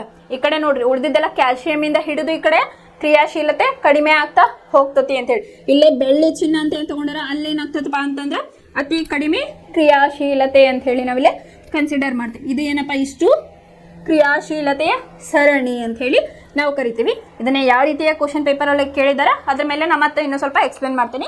ಬಟ್ ಕ್ರಿಯಾಶೀಲತೆಯ ಸರಣಿ ಅದನ್ನ ಯಾವ ಮೆಟಲ್ಸ್ನ ಕ್ಯಾರೆಕ್ಟರಿಸ್ಟಿಕ್ ಆಗಿರ್ಬೋದು ಅದರ ತೀವ್ರತೆಯ ಮೇಲೆ ಇದನ್ನ ಕನ್ಸಿಡರ್ ಮಾಡಿದ್ದಾರೆ. ಇಷ್ಟೇ ಇದರಲ್ಲಿರೋದ್ರೆ. ಇನ್ನು ನೆಕ್ಸ್ಟ್ ಕಾನ್ಸೆಪ್ಟ್ ಏನೈತೆ ನಿಮ್ದು, ಲೋಹಗಳು ಮತ್ತು ಅಲೋಹಗಳು ಹೇಗೆ ಪ್ರತಿಕ್ರಿಯಿಸುತ್ತವೆ ಅಂತ ಹೇಳಿ ಹೇಳಿದಾರ. ಏನು ನೆಕ್ಸ್ಟ್ ಕಾನ್ಸೆಪ್ಟ್, ಲೋಹಗಳು ಮತ್ತು ಹೇಗೆ ಒಂದಕ್ಕೊಂದು ಪ್ರತಿವರ್ತಿಸ್ತಾವ ಅಂತ ಹೇಳಿ ನೋಡೋಣ. ಇಲ್ಲಿ ಅನೇಕ ಕ್ರಿಯಾಕಾರಿಗಳ ಜೊತೆ ಲೋಹಗಳ ಪ್ರತಿವರ್ತನೆಯನ್ನು ಮೇಲಿನ ಚಟುವಟಿಕೆಗಳಲ್ಲಿ ನೀವು ನೋಡಿದ್ದೀರಿ. ಲೋಹಗಳು ಈ ರೀತಿಯಾಗಿ ಏಕೆ ಪ್ರತಿವರ್ತಿಸುತ್ತವೆ? ಎಲೆಕ್ಟ್ರಾನಿಕ್ ವಿನ್ಯಾಸದ ಬಗ್ಗೆ 9ನೇ ತರಗತಿಯಲ್ಲಿ ನಾವು ಕಲ್ತಿರುವುದನ್ನು ನೆನಪಿಸಿಕೊಳ್ಳೋಣ. ಸಂಪೂರ್ಣ ಭರ್ತಿಯಾದ ವೇಲೆನ್ಸಿ ಕವಚಗಳನ್ನು ಹೊಂದಿರುವ ಜಡ ಅನಿಲಗಳು ಕಡಿಮೆ ರಾಸಾಯನಿಕ ಚಟುವಟಿಕೆಯನ್ನ ತೋರುತ್ತವೆ ಎಂಬುದನ್ನು ಈಗಾಗಲೇ ನಾವು ಕಲಿತಿದ್ದೇವೆ. ಆದ್ದರಿಂದ ಲೋಹಗಳ ಕ್ರಿಯಾಶೀಲತೆಯನ್ನು ಸಂಪೂರ್ಣ ಭರ್ತಿಯಾದ ವೇಲೆನ್ಸ್ ಕವಚಗಳನ್ನು ಹೊಂದುವ ಲೋಹಗಳ ಪ್ರವೃತ್ತಿ ಎಂದು ನಾವಿಲ್ಲಿ ವಿವರಿಸಬಹುದು. ಜಡ ಅನಿಲಗಳು, ಕೆಲವು ಲೋಹಗಳು ಮತ್ತು ಅಲೋಹಗಳ ಎಲೆಕ್ಟ್ರಾನಿಕ್ ವಿನ್ಯಾಸದ ಕಡೆ ನಾವೀಗ ದೃಷ್ಟಿ ಹಾಯಿಸೋಣ ಅಂತ ಹೇಳಿ. ಇಲ್ಲೇನಪ್ಪಾ ಅಂತಂದ್ರೆ ಲೋಹಗಳು ಅಲೋಹಗಳು ಹೇಗೆ ಪ್ರತಿವರ್ತಿಸ್ತಾವ ಅಂತ ಹೇಳಿ ಎಲೆಕ್ಟ್ರಾನಿಕ್ ವಿನ್ಯಾಸದ ಮೂಲಕ ಇವರು ಹೇಳಿದಾರ. ಎಲೆಕ್ಟ್ರಿಕ್ ವಿನ್ಯಾಸದ ಬಗ್ಗೆ ನಿಮ್ಗೆ ಆಲ್ರೆಡಿ ಈಗ ಎದುರುಗಳಗ 9th ಒಳಗೆ ಕ್ಲಾಸ್ ಒಳಗೆ KLMN ಶೆಲ್ ಬಗ್ಗೆ ಕಲ್ತಿದ್ದೀರಿ. ಆಮೇಲೆ ಕವಚಗಳ ಬಗ್ಗೆ ಕಲ್ತಿದ್ದೀರಿ. ಅಂದ್ರೆ ಒಂದು ನಿನ್ನೆ ಹೇಳಿದೆನ ಪರಮಾಣು ಬಗ್ಗೆ ಎಕ್ಸ್ಪ್ಲೇನ್ ಮಾಡಿದೆ. ಇಲ್ಲೇನಾಗಿರ್ತೈತಿ, ಪ್ರೋಟಾನ್ ಅಂಡ್ ನ್ಯೂಟ್ರಾನ್ ಇರ್ತಾವಂತ ಹೇಳಿದೆ. ಎಲೆಕ್ಟ್ರಾನ್ ಏನಾಗಿರ್ತಾವು, ಅತ್ಯಂತ ಕಡಿಮೆ ರಾಶಿಯನ್ನ ಹೊಂದಿರ್ತಾವು. ಇದು ನ್ಯೂಕ್ಲಿಯಸ್. ಎಲೆಕ್ಟ್ರಾನ್ ಏನು ಅತ್ಯಂತ ಕಡಿಮೆ ರಾಶಿಯಿಂದ ಇಲ್ಲೇ ಕವಚಗಳಲ್ಲಿ ಅವೇನಾಗಿರ್ತಾವು, ಲೊಕೇಟ್ ಆಗಿರ್ತಾವು ಅಂತ ಹೇಳಿ ನಾನು ನಿನ್ನೆ ಕ್ಲಾಸ್ ಒಳಗ ಹೇಳಿದ್ದೆ. ಪ್ರೋಟಾನ್ ಪಾಸಿಟಿವ್ ಇದನ್ನ ಅಯಾನನ್ನು ಹೊಂದೈತಿ, ಆಮೇಲೆ ನ್ಯೂಟ್ರಾನ್ ಏನೂ ಇಲ್ಲ, ಆಮೇಲೆ ಎಲೆಕ್ಟ್ರೋ ನೆಗೆಟಿವ್ ಆವೇಶನ ಹೊಂದಿದೆ ಅಂತ ಹೇಳಿ ನಿನ್ನೆ ಕ್ಲಾಸ್ ಒಳಗೆ ಹೇಳಿದೆ. ನಿನ್ನೆ ಬೇಸಿಕ್ ಹೇಳಿದ ಉದ್ದೇಶನ ಇದು. ಯಾಕಂದ್ರೆ ಇಲ್ಲಿ ನಿಮ್ಗೆ ಎಲೆಕ್ಟ್ರಾನಿಕ್ ವಿನ್ಯಾಸ ಬೇಕಂತಂದ್ರೆ ಸರ್ಟನ್ ಫಾರ್ಮುಲಾ ಗೊತ್ತಿರ್ಬೇಕು ನಿಮಗೆ. SPDF ಬ್ಲಾಕ್ಸ್ ಅಂತ ಹೇಳಿ, S block, P block, D block, F block ಅಂತ ಹೇಳಿ ಬರ್ತಾವದ. ಆಲ್ರೆಡಿ ನೀವು ಈಗ 9th ಕ್ಲಾಸಸ್ ಅಲ್ಲಿ ಕಲ್ತಿದ್ದೀರಿ. ಅದರ ಬೇಸಿಸ್ ಮೇಲೆ ಇದು ಡಿಪೆಂಡ್ ಐತಿ. ಅದು ನಿಮಗೆ ಕರೆಕ್ಟ್ ಅರ್ಥ ಆಗಿತ್ತಪ್ಪ ಅಂತಂದ್ರೆ ಇದು ನಿಮಗೆ ಈಸಿಯಾಗಿ ಅರ್ಥ ಆಗ್ತೈತಿ. ಸಪೋಸ್ ನಿಮಗೆ ಅಷ್ಟು ಇದು ಇಲ್ಲ ಅಂತಂದ್ರೂ ನಾ ಎಷ್ಟು ಹೇಳ್ಬೇಕಲ್ಲ, ಈಗ ನಿಮಗೆ ಮಿನಿಮಮ್ ಇತ್ತು ಎಲೆಕ್ಟ್ರಾನಿಕ್ ವಿನ್ಯಾಸ ಬಗ್ಗೆ ತಿಳ್ಕೊಳ್ಳಿಕ್ಕೆ ಎಷ್ಟು ಬೇಕಲ್ಲ, ಅದನ್ನ ಯಾವ ರೀತಿ ನೀವು ಎಲೆಕ್ಟ್ರಾನಿಕ್ ವಿನ್ಯಾಸ ಬರೀಬೇಕು ಅಂತ ಹೇಳಿ ನಾ ಹೇಳ್ಕೊಡ್ತೇನೆ. ಇಲ್ಲಿ ನಿಮ್ಗೆ ಒಂದು ಕೋಷ್ಟಕವನ್ನ ಕೊಟ್ಟಾರ. ಇದು ನಿಮ್ಮ ಬುಕ್ ಒಳಗೈತಿ, ಅಬ್ಸರ್ವ್ ಮಾಡ್ಬೋದು. ಇದ್ರ ಬಗ್ಗೆ ನಾನು ಕೆ ಕವಚ, ಎಲ್ಲು, ಎಮ್ಮು, ಎನ್ನು ಇದು ಆಲ್ರೆಡಿ ನೀವು ಕಲ್ತಿದ್ದೀರಿ. ಕವಚಗಳು 4 ಇರ್ತಾವೆ, ಕೇಶಲ್, ಎಲ್ಲು, ಎಮ್ಮು, ಎನ್ ಅಂತ ಹೇಳಿ. ಅದ್ರ ಬಗ್ಗೆ ನೀವು ಆಲ್ರೆಡಿ ಕಲ್ತಿದ್ದೀರಿ. ಇಲ್ಲಿ ಧಾತುಗಳು ಅದರ ಕವಚಗಳಲ್ಲಿ ಎಷ್ಟು ಎಲೆಕ್ಟ್ರಾನ್ ಇರ್ತಾವ ಅಂತ ಹೇಳಿ ಈ ಕೋಷ್ಟಕದೊಳಗೆ ನಿಮ್ಗೆ ಕೊಟ್ಟಾರ. ಇಲ್ಲೇ ಜಡ ಅನಿಲಗಳು ಅಂತ ಹೇಳಿ ಕರ್ದಾರ. ಅದು ಯಾವ್ಯಾವಪ್ಪ? ಹೀಲಿಯಂ, ನಿಯಾನ್ ಅಂಡ್ ಆರ್ಗನ್ ಅಂತ ಹೇಳಿ.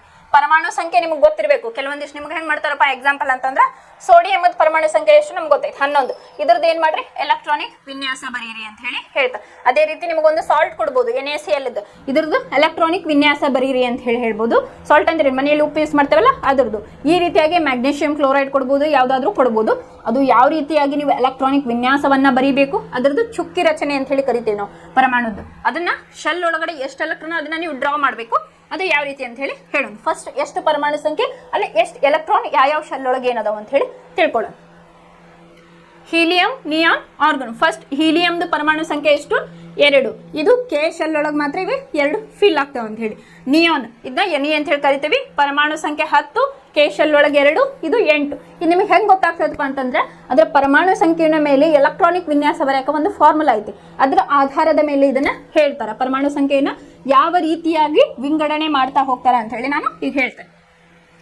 ಅದೇ ರೀತಿ ಆರ್ಗನ್, ಅದರ ಪರಮಾಣು ಸಂಖ್ಯೆ 18, ಕೆ ಶೆಲ್ ಒಳಗೆ 2, ಎಲ್ ಶೆಲ್ ಒಳಗೆ 8, ಎಂ ಶೆಲ್ ಒಳಗೆ 8. 8 × 16 + 2 8. ಪರಮಾಣು ಸಂಖ್ಯೆಗೆ ಅದು ಈಕ್ವಲ್ ಆಗಿರ್ಬೇಕು. ಇದು 18 ಐತೆ ಅಂದ್ರೆ 18 ಬರಬೇಕು, 10 ಐತೆ ಅಂದ್ರೆ 10 ಬರಬೇಕು. ಆಮೇಲೆ ಅದೇ ರೀತಿ ಲೋಹಗಳನ್ನ ತಗೊಳ್ರಿ. ಸೋಡಿಯಂ ಏನು ಹೇಳಿದೆ? 11 ಅಂತ ಹೇಳಿದೆ. ಅದ್ರ ಒಳಗೆ ಫಸ್ಟ್ ಕವಚ ಒಳಗೆ 2 ಇರ್ತಾವು, ಸೆಕೆಂಡ್ ಕವಚ ಒಳಗೆ 8 ಇರ್ತಾವು, ಥರ್ಡ್ ಕವಚದೊಳಗೆ 1 ಇರ್ತೈತಿ. ಇದು ಯಾವ ರೀತಿ ಅಂತ ನಾನು ಎಕ್ಸ್ಪ್ಲೇನ್ ಮಾಡಿ ತೋರಿಸ್ತೇನೆ ನಿಮ್ಗೆ. ಆಮೇಲೆ ಮ್ಯಾಗ್ನೀಷಿಯಂ ಪರಮಾಣು ಸಂಖ್ಯೆ ಎಷ್ಟು? 12. ಆಮೇಲೆ ಕೆ ಒಳಗೆ 2, ಎಲ್ ಒಳಗೆ 8, ಆಮೇಲೆ ಎಂ ಒಳಗೆ 2. Aluminium 13, K 2, L 8, M 3. Potassium 19 ಅದಾವ. ಇಲ್ಲೇ ಕೆ ಒಳಗೆ 2, ಎಲ್ ಒಳಗೆ 8, ಎಂ ಒಳಗೆ 8, ಎನ್ ಒಳಗೆ 1. ಅದೇ ರೀತಿ ಕ್ಯಾಲ್ಸಿಯಂ 20 ಪರಮಾಣು ಸಂಖ್ಯೆ. ಕೆದ್ದು 2, ಎಲ್ದು 8, ಎಮ್ದು 8, ಎನ್ನದು 2. ಅದೇ ರೀತಿ ನಿಮ್ಗೆ ಅಲೋಹಗಳ ಬಗ್ಗೆನೂ ಇಲ್ಲೇ ಕೊಟ್ಟಿದ್ದಾರೆ. ಯಾವುದು? Nitrogen, oxygen, fluorine, phosphorus, sulphur, chlorine. ನೀವು ಇದನ್ನ ನೋಡ್ಬೋದು. ನಾನು ನಿಮ್ಗೆ ಒಂದು ಎಕ್ಸಾಂಪಲ್ ಬಿಡಿಸಿ ತೋರಿಸ್ತೀನಿ ಯಾವ ರೀತಿ ಎಲೆಕ್ಟ್ರಾನಿಕ್ ವಿನ್ಯಾಸ ಬರೀಬೇಕಂತ ಹೇಳಿ. ಆಮೇಲೆ ಉಳಿದಿದ್ದನ್ನ ನೀವು ಟ್ರೈ ಮಾಡ್ಬೋದು. ಇಲ್ಲಿ ಎಲೆಕ್ಟ್ರಾನಿಕ್ ವಿನ್ಯಾಸ ಬರೀಬೇಕಪ್ಪ ಅಂತಂದ್ರೆ ಲೋಹ ಮತ್ತು ಅಲೋಹಗಳ ನಡುವೆ ಏನಾಗ್ತಿರ್ತೈತಿ? ಇಲ್ಲೇ ಎಲೆಕ್ಟ್ರಾನ್ಗಳ ವರ್ಗಾವಣೆ ಆಗ್ತಿರ್ತೈತಿ. ಹಂಚಿಕೆ ಎಲ್ಲ ವರ್ಗಾವಣೆ ಆಗ್ತಿರ್ತೈತಿ. ಒಂದ್ ವೇಳೆ ಅದು ಹಂಚಿಕೆ ಆದ್ರೆ ಏನಾಗ್ತೀವಿ? ಅದಕ್ಕೆ ಬೇರೆ ಅಂತ ಹೇಳ್ತಾರೆ. ಅಯಾನಿಕ್ ಬಂಧ, ಹಿಂಗ ಅದ್ರ ಸಹ ವೆಲೆನ್ಸಿ ಬಂಧ ಅಂತ ಹೇಳಿ ಕರಿತಿರ್ತಾರೆ.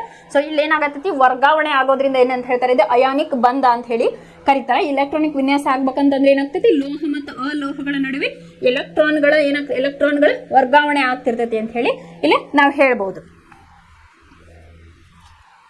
ಈಗ ಇನ್ನೊಂದು, ಈ ಎಲೆಕ್ಟ್ರಾನಿಕ್ ವಿನ್ಯಾಸ ಬರೋಕ್ಕಿಂತ ಮುಂಚೆ ನಾ ಪರಮಾಣು ಬಗ್ಗೆ ಹೇಳಿದ್ವಿ. ಈ ರೀತಿಯಾಗಿ ಇರ್ತೈತಿ. ಇಲ್ಲಿ ನಾವು ಇದಕ್ಕೊಂದು ಫಾರ್ಮುಲಾ ಐತೆ. ಯಾವ ರೀತಿ ಅಂತಂದ್ರಪ್ಪ, 2n². ಇದಕ್ಕೆ 2n² ಅಂತ ಹೇಳಿ ಕರೀತಾರ. ಇದು ಈ ಪರಮಾಣು ಫಸ್ಟ್ ಕವಚ, ಫಸ್ಟ್, ಸೆಕೆಂಡು, ಥರ್ಡು ಅಂತ ಏನು ಕರೆದ್ನಲ್ಲ ನಾನು, ಅದ್ರ ಬಗ್ಗೆ ಹೇಳ್ತೇನೆ. ಫಸ್ಟ್ ಕವಚ ಅಂತಂದ್ರೆ ಈಗ ಮೊದಲನೇ ಕವಚ ಅಂತ ತಗೊಳ್ಳೋಣ.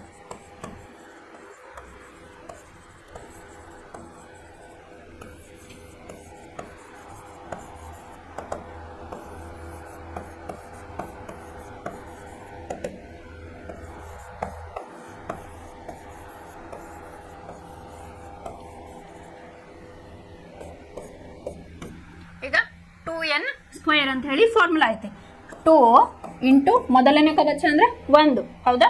1 ಸ್ಕ್ವೇರ್. 2 ಇಂಟು ಎರಡನೇ ಕವಚ ಸ್ಕ್ವೇರ್. 2 ಇಂಟು n ಇದ್ದಲ್ಲಿ ನೀವು ನಂಬರ್ಸ್ ಅನ್ನ ಹಾಕ್ಬೇಕು. ಮೊದಲನೇ ಕವಚ, ಎರಡನೇ ಕವಚ, ಮೂರನೇ ಕವಚದ ಎಷ್ಟು ಅಂತ ಹೇಳಿ ಹಾಕಬೇಕು. ಇಲ್ಲೇ 3 ಸ್ಕ್ವೇರ್, ಇಲ್ಲೇ 4 ಸ್ಕ್ವೇರ್ ಮಾಡಿದಾಗ ಏನಿತ್ತು 1 ಸ್ಕ್ವೇರ್ ಇಂಟು 1 ಇಂಟು 2 ಮೊದಲನೇ ಕವಚದಾಗ ಎಷ್ಟು ಬಂದು ನಿಮಗೆ 2 ಎಲೆಕ್ಟ್ರಾನ್ ಬಂದು. ಇನ್ನು ಎರಡನೇ ಕವಚದಾಗ ಏನಾಯಿತು 2 ಸ್ಕ್ವೇರ್, 2 2 4 4 2 8. ಆಮೇಲೆ ಮೂರನೇ ಕವಚ 3 3 9 9 2 18. ಆಮೇಲೆ 4 4 16 ಇಲ್ಲಿ 4 4 16 16 32 ಎಲೆಕ್ಟ್ರಾನ್ಗಳು ಇಲ್ಲಿ ಬಂದ್ವು ಅಂತ ಹೇಳಿ ಗೊತ್ತಾಗ್ತದೆ. ಇದು ಫಾರ್ಮುಲಾ ನೆನ್ಪಿಟ್ಕೊಳ್ರಿ. ಇದೆಲ್ಲ ನಿಮಗೆ ಬೇಸಿಕ್ ಹೇಳಾಗತ್ತೆ ನಾನು, ಯಾಕಂದ್ರೆ ಎಲೆಕ್ಟ್ರಾನಿಕ್ ವಿನ್ಯಾಸ ಬರೋಕೆ ಇದೆಲ್ಲ ಗೊತ್ತಿರ್ಬೇಕು ನಿಮಗೆ. ಅದೇ ರೀತಿ SPDF ಅಂತ ಹೇಳಿನು ಸಿರೀಸ್ ಬರ್ತವೆ, S block, B block, D block, F block ಅಂತ ಹೇಳಿ. ಇದು ಫಸ್ಟ್ ಗೊತ್ತಿರಲಿ. ಒಂದು ಪರಮಾಣುವನ್ನ ಕನ್ಸಿಡರ್ ಮಾಡಿದ್ವಿ ಅಂದ್ರೆ ಇಲ್ಲೇ ನ್ಯೂಕ್ಲಿಯಸ್ ಇರ್ತೈತಿ. ಏನಿರ್ತೈತಿ ನ್ಯೂಕ್ಲಿಯಸ್. ಇಲ್ಲಿ ಏನಾಗಿರ್ತೈತಿ ಪ್ರೋಟಾನ್ ಅಂಡ್ ನ್ಯೂಟ್ರಾನ್ ಇಲ್ಲೇ ಲೊಕೇಟ್ ಆಗಿರ್ತೈತಿ. ಇದರ ಸುತ್ತಲೂ ಏನಾಗಿರ್ತಾವೆ ಎಲೆಕ್ಟ್ರಾನ್ಗಳು ಲೊಕೇಟ್ ಆಗಿರ್ತವೆ. ಯಾಕಂತಂದ್ರೆ ಅವು ಕವಚಗಳಲ್ಲಿರ್ತಾವೆ. ಎಲೆಕ್ಟ್ರಾನಿನ ರಾಶಿ, ಪರಮಾಣು ರಾಶಿ ಏನೈತಿ ಅತ್ಯಂತ ಕಡಿಮೆ ಇರ್ತೈತಿ.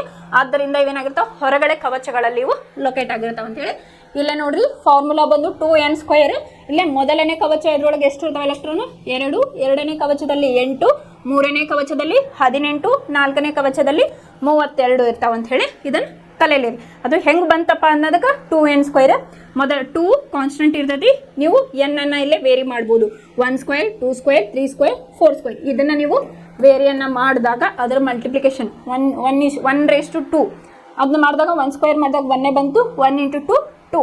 ಈ 2 into 2 square 2 2 4, 4 into 2 8. Second third one 3:2 3 3 9 9 2 18.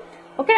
Next 2 into 4 square 4 4 16 16 into 2 ಎಷ್ಟಾಯ್ತು 32. ಇದು ನಿಮಗೆ ಗೊತ್ತಿರಲಿ.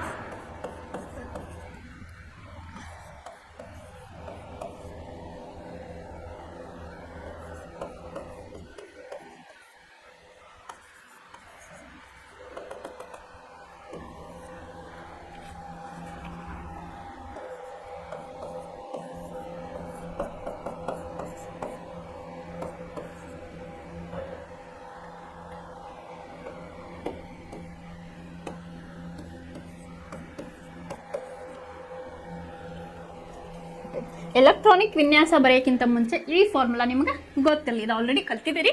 ನಿಮ್ಗೆ ಇದನ್ನ ಗ್ಲಾನ್ಸ್ ಮಾಡತ್ತೇನೆ ಅಷ್ಟೇ. ಎಲೆಕ್ಟ್ರಾನಿಕ್ ವಿನ್ಯಾಸ ಬರೀಬೇಕಂತಂದ್ರೆ ಫಸ್ಟ್ ನಿಮಗೆ ಏನು ಗೊತ್ತಿರಬೇಕಪ್ಪ ಅಂತಂದ್ರೆ S block elements, P block elements, D block elements and F block elements ನಿಮ್ಗೆ ಗೊತ್ತಿರಬೇಕು. ಯಾಕಪ್ಪ ಅಂತಂದ್ರೆ ಇಲ್ಲಿ ನಾವು ಎಲೆಕ್ಟ್ರಾನಿಕ್ ಕಾನ್ಫಿಗರೇಷನ್ ಬರೀಬೇಕಂತಂದ್ರೆ ಈ formula very very very important ಆಗ್ತತಿ. ನಿಮ್ಗೆ ಅದರದ್ದು ಪರಮಾಣು ಸಂಖ್ಯೆ ಗೊತ್ತಿರಬೇಕು. ಅವಿತ್ತು ಇದು ಫಾರ್ಮುಲಾ ನಿಮಗೆ ಗೊತ್ತಿತ್ತು. ಅದು 2n ಸ್ಕ್ವೇರ್ ಕವಚಗಳಲ್ಲಿದ್ದು ನೋಡಿದ್ರಿ ನೀವು ಎಷ್ಟು ಎಲೆಕ್ಟ್ರಾನ್ ಇರ್ತಾವೆ. ಆಮೇಲೆ ಒಂದು ನೀವು ಯಾವುದೇ ಒಂದು ಸೋಡಿಯಂ ಕ್ಲೋರೈಡ್ ತೊಗೊಂಡ್ರಿ ಅಂತ ತಿಳ್ಕೊರಿ. ಈಗ ಸೋಡಿಯಂ ಅದು ನಾವು ಕನ್ಸಿಡರ್ ಮಾಡ್ತೀವಿ. ಸೋಡಿಯಂ ಅದು ಎಷ್ಟು ಪರಮಾಣು ಸಂಖ್ಯೆ ಅಲ್ಲ 11 ಆಯ್ತು. ಔಟರ್ ಶೆಲ್ ನಿಮ್ಗೆ ಎಷ್ಟಿರ್ಬೇಕು ಅಂತಂದ್ರೆ 8 ಎಲೆಕ್ಟ್ರಾನಿಂದ ಆದ್ರೆ ಮಾತ್ರ ಅದು ಒಂದು ಸ್ಥಿರತೆಯನ್ನ ಕಾಪಾಡ್ಕೊಳ್ತೈತಿ ಅಂತ ನಾವು ಹೇಳ್ತೀವಿ. ಅದು ಯಾವ ರೀತಿ ಅಂತ ಹೇಳ್ತೀವಿ, ಲೋಹ ಮತ್ತು ಅಲೋಹದ ಬಗ್ಗೆ ಡೆಫಿನಿಷನ್ ಬರ್ಸಿದ್ದು ಇದು ನಿಮ್ಗೆ ಹೆಲ್ಪ್ ಆಗ್ತೈತಿ. ಯಾವ ರೀತಿ ಅಂತ ಹೇಳಿ ಹೇಳ್ತೇನೆ. ಫಸ್ಟ್ ನಿಮ್ಗೆ ಎಲೆಕ್ಟ್ರಾನಿಕ್ ವಿನ್ಯಾಸ ಗೊತ್ತಿರಬೇಕು ಅಂತಂದ್ರೆ ಇದು ಗೊತ್ತಿರಬೇಕು. ಇಲ್ಲಿ S ಅಂತಂದ್ರೆ S ಸಿರೀಸು, P ಅಂದ್ರೆ P ಸಿರೀಸು, D ಅಂದ್ರೆ D ಸಿರೀಸು, F ಅಂದ್ರೆ F ಸಿರೀಸ್. ಅಂದ್ರೆ S block, P block, D block, F block ಅಂತ ಹೇಳಿ ಇಲ್ಲೇ ನೋಡ್ರಿ. ಇದಕ್ಕೆ ಆದಂತ ಎಲೆಕ್ಟ್ರಾನ್ಗಳ ಸಂಖ್ಯೆ S ಸಿರೀಸ್ ಒಳಗೆ ಎಷ್ಟು 2 ಇರ್ತಾವ, P ಸಿರೀಸ್ ಒಳಗೆ ಎಷ್ಟು 6 ಇರ್ತಾವ, D ಸಿರೀಸ್ ಒಳಗ 10 ಇರ್ತಾವ, F ಸಿರೀಸ್ ಒಳಗ 14 ಇರ್ತಾವ. ಇಲ್ಲಿ ನೋಡ್ಬೋದು ನೀವು S2 S2 S2 S2. P ನೋಡ್ತಾ ಬರ್ರಿ, ಇಲ್ಲಿ P6 ಐತಿ. ಇಲ್ಲಿ ಎಷ್ಟೈತಿ P6 P6 P6 ಅಂತ ಐತಿ. ಅದೇ D ಸಿರೀಸ್ ಬರೀ ಇಲ್ಲಿ ಏನಾಗೈತಿ 10 10 ಐತಿ. F ಸಿರೀಸ್ ಬರೀ ನಾವು 14 ಅಂತ ಬರ್ದೇನೆ. ಇಲ್ಲಿ ಎಷ್ಟೈತಿ 14 ಐತಿ. ಇದು ನಿಮಗೆ ಬೇಸಿಕ್ ನಾಲೆಡ್ಜ್ ಗೊತ್ತಿರಬೇಕು. ಅಂದಾಗ ಮಾತ್ರ ನೀವು ಎಲೆಕ್ಟ್ರಿಕ್ ವಿನ್ಯಾಸವನ್ನ ಇಲ್ಲಿ ಬರೆಯಬಹುದು ಅಂತ ಹೇಳಿ ಹೇಳ್ಬೋದು. ಇನ್ನೊಂದು ಹೇಳಿದೆ ನಾನು, ಈಗ ಒಂದು ಯಾವುದೇ ಒಂದು ಪರಮಾಣು ಇತ್ತಂದ್ರೆ ಇದು ನ್ಯೂಕ್ಲಿಯಸ್, ಇಲ್ಲಿ ಪ್ರೋಟಾನ್ ನ್ಯೂಟ್ರಾನ್ ಇರ್ತಾವ ಅಂತ ಹೇಳಿ. ಇಲ್ಲಿ ಏನಾಗಿರ್ತದಪ್ಪ ಅಂತಂದ್ರೆ ಎಲೆಕ್ಟ್ರಾನ್ ನಮ್ದು ಔಟರ್ ಶೆಲ್ ಏನಿರ್ತೈತಲ್ಲ ಇಲ್ಲಿ ನಮಗೆ 8 ಎಲೆಕ್ಟ್ರಾನ್ ಬೇಕೇ ಬೇಕು. ಎಷ್ಟು 1 2 3 4 5 6 7 8 ಎಲೆಕ್ಟ್ರಾನ್ಗಳಿದ್ದಾಗ ಆ ಒಂದು ಲೋಹ ಅಥವಾ ಧಾತು ಏನೈತಲ್ಲ ಅದು ಸ್ಥಿರವಾಗಿ ತನ್ನ ಸ್ಥಿರತೆಯನ್ನ ಕಾಪಾಡಿಕೊಳ್ತೈತಿ ಅಂತೇಳಿ. ಒಂದ್ ವೇಳೆ ಇಲ್ಲ ಅದೇನ್ ಮಾಡ್ತೈತೆ ಅವಾಗ ತನ್ನ ಎಲೆಕ್ಟ್ರಾನ್ ಅನ್ನ ಬೇರೆಯವರಿಗೆ ಬೇರೆ ಒಂದು ಧಾತುವಿಗೆ ಕೊಟ್ಟು ಅದೇನಾಗ್ತತಿ ಧನಾತ್ಮಕತೆಯನ್ನ ಹೊಂದುತ್ತೈತಿ. ಫಾರ್ ಎಕ್ಸಾಂಪಲ್ ನಿನ್ನೆ ಹೇಳಿದೆ ಲೋಹ ಅಂದ್ರೇನು, ಇಲ್ಲಿ ಒಂದು ಧಾತು ತನ್ನಲ್ಲಿರುವ ಎಲೆಕ್ಟ್ರಾನ್ ಅನ್ನು ಕೊಟ್ಟು ತಾನು ಧನಾತ್ಮಕವಾಗುವ ಒಂದು ಪ್ರಕ್ರಿಯೆಗೆ ಲೋಹ ಅಂತ ಹೇಳಿ ಕರಿತೀವಿ. ಅದು ಕೊಡ್ತೈತಿ, ಇದು ಅಲೋಹಕ್ಕೆ ಕೊಡ್ತೈತಿ. ಅದೇನ್ ಮಾಡ್ತೈತಿ, ಅವಾಗ ಅಲೋಹ ಅದಕ್ಕೆ ನೆಸೆಸಿಟಿ ಇರ್ತೈತಿ. ಫಾರ್ ಎಕ್ಸಾಂಪಲ್ ಅದಕ್ಕೆ 7 ಎಲೆಕ್ಟ್ರಾನ್ ಇದ್ವು ಅಂದ್ರೆ ಇದೇನ್ ಮಾಡ್ತೈತಿ, 1 ಎಲೆಕ್ಟ್ರಾನ್ ಅನ್ನ ಅಲ್ಲಿ ಕೊಡ್ತೈತಿ. ಅದೇನಾಗ್ಬಿಡ್ತೈತಿ, ಅಲ್ಲಿ 7 ಇದ್ದಿದ್ದು 8 ಆಗಿ ತನ್ನ ಸ್ಥಿರತೆಯನ್ನು ಕಾಪಾಡ್ಕೊಳ್ತೈತಿ ಅಂತ ಹೇಳಿ. ಅದು ಯಾವ ರೀತಿ ಅಂತ ಹೇಳಿ, ಈಗ ಮನೆಯಲ್ಲಿ ಬಳಸ್ತಕ್ಕಂಥ ಉಪ್ಪು, ಇಲ್ಲೇ ಸೋಡಿಯಂ ಕ್ಲೋರೈಡ್ ಅನ್ನ ನಾನಿಲ್ಲಿ ಎಕ್ಸಾಂಪಲ್ ಆಗಿ ತಗೋತೇನೆ.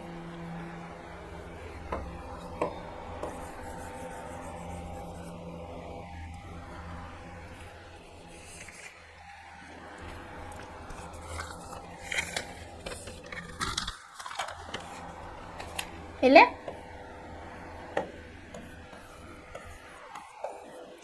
NaCl. Na ಇದನ್ನ ನಾವು ಹೆಂಗ್ ಬರೀತೇವೆ ಹೇಳ್ರಿ, ಇದು ಗೊತ್ತೈತಿ, Na+Cl- ಅಂತ ಹೇಳಿ ಬರೀತೇವೆ. ಹಿಂಗ ಯಾಕೆ ಬರೀಬೇಕದ್ನ, ಯಾಕಂತಂದ್ರೆ ಈ Na ಏನೈತಲ್ಲ ಸೋಡಿಯಂ, ಇದರಲ್ಲಿ ಇರ್ತಕ್ಕಂಥ ಎಲೆಕ್ಟ್ರಾನ್ ಅನ್ನ ಯಾವ್ದಕ್ಕೆ ಕೊಡ್ತೈತಿ, ಕ್ಲೋರೈಡ್ ಕೊಡ್ತೈತಿ. ಅದು ಯಾವ ರೀತಿ ಅಂತ ಹೇಳ್ತೀನಿ. ಆದ್ದರಿಂದ ಇದೇನಾಗ್ತೈತಿ, ಲೋಹನ ಏನಾಗ್ತೈತಿ, ಎಲೆಕ್ಟ್ರಾನ್ ನ ಕೊಟ್ಟಾಗ ಧನಾತ್ಮಕ ಅಥವಾ ಕ್ಯಾಟಯನ್ ಆಗೋದು ಕನ್ವರ್ಟ್ ಆಗ್ತೈತಿ. ಯಾವ್ದು ಎಲೆಕ್ಟ್ರಾನ್ ಅನ್ನ ಇಸ್ಕೊಂತೈತಲ್ಲ ಅದು ಏನಾಗ್ತೈತಪ್ಪ ಅಂತಂದ್ರೆ ಋಣಾತ್ಮಕವಾಗಿ ಅಲ್ಲ ಬರಿತೇವೆ ಅಂತ ಹೇಳಿ ಹೇಳ್ಬೋದು. ಈಗ NaCl ಒಳಗೆ ಫಸ್ಟ್ ಸೋಡಿಯಂ ಅದ್ದು ನಾವು ನೋಡೋಣ, ಆಮೇಲೆ ಕ್ಲೋರೈಡ್ ಅದ್ದು ನೋಡೋಣ.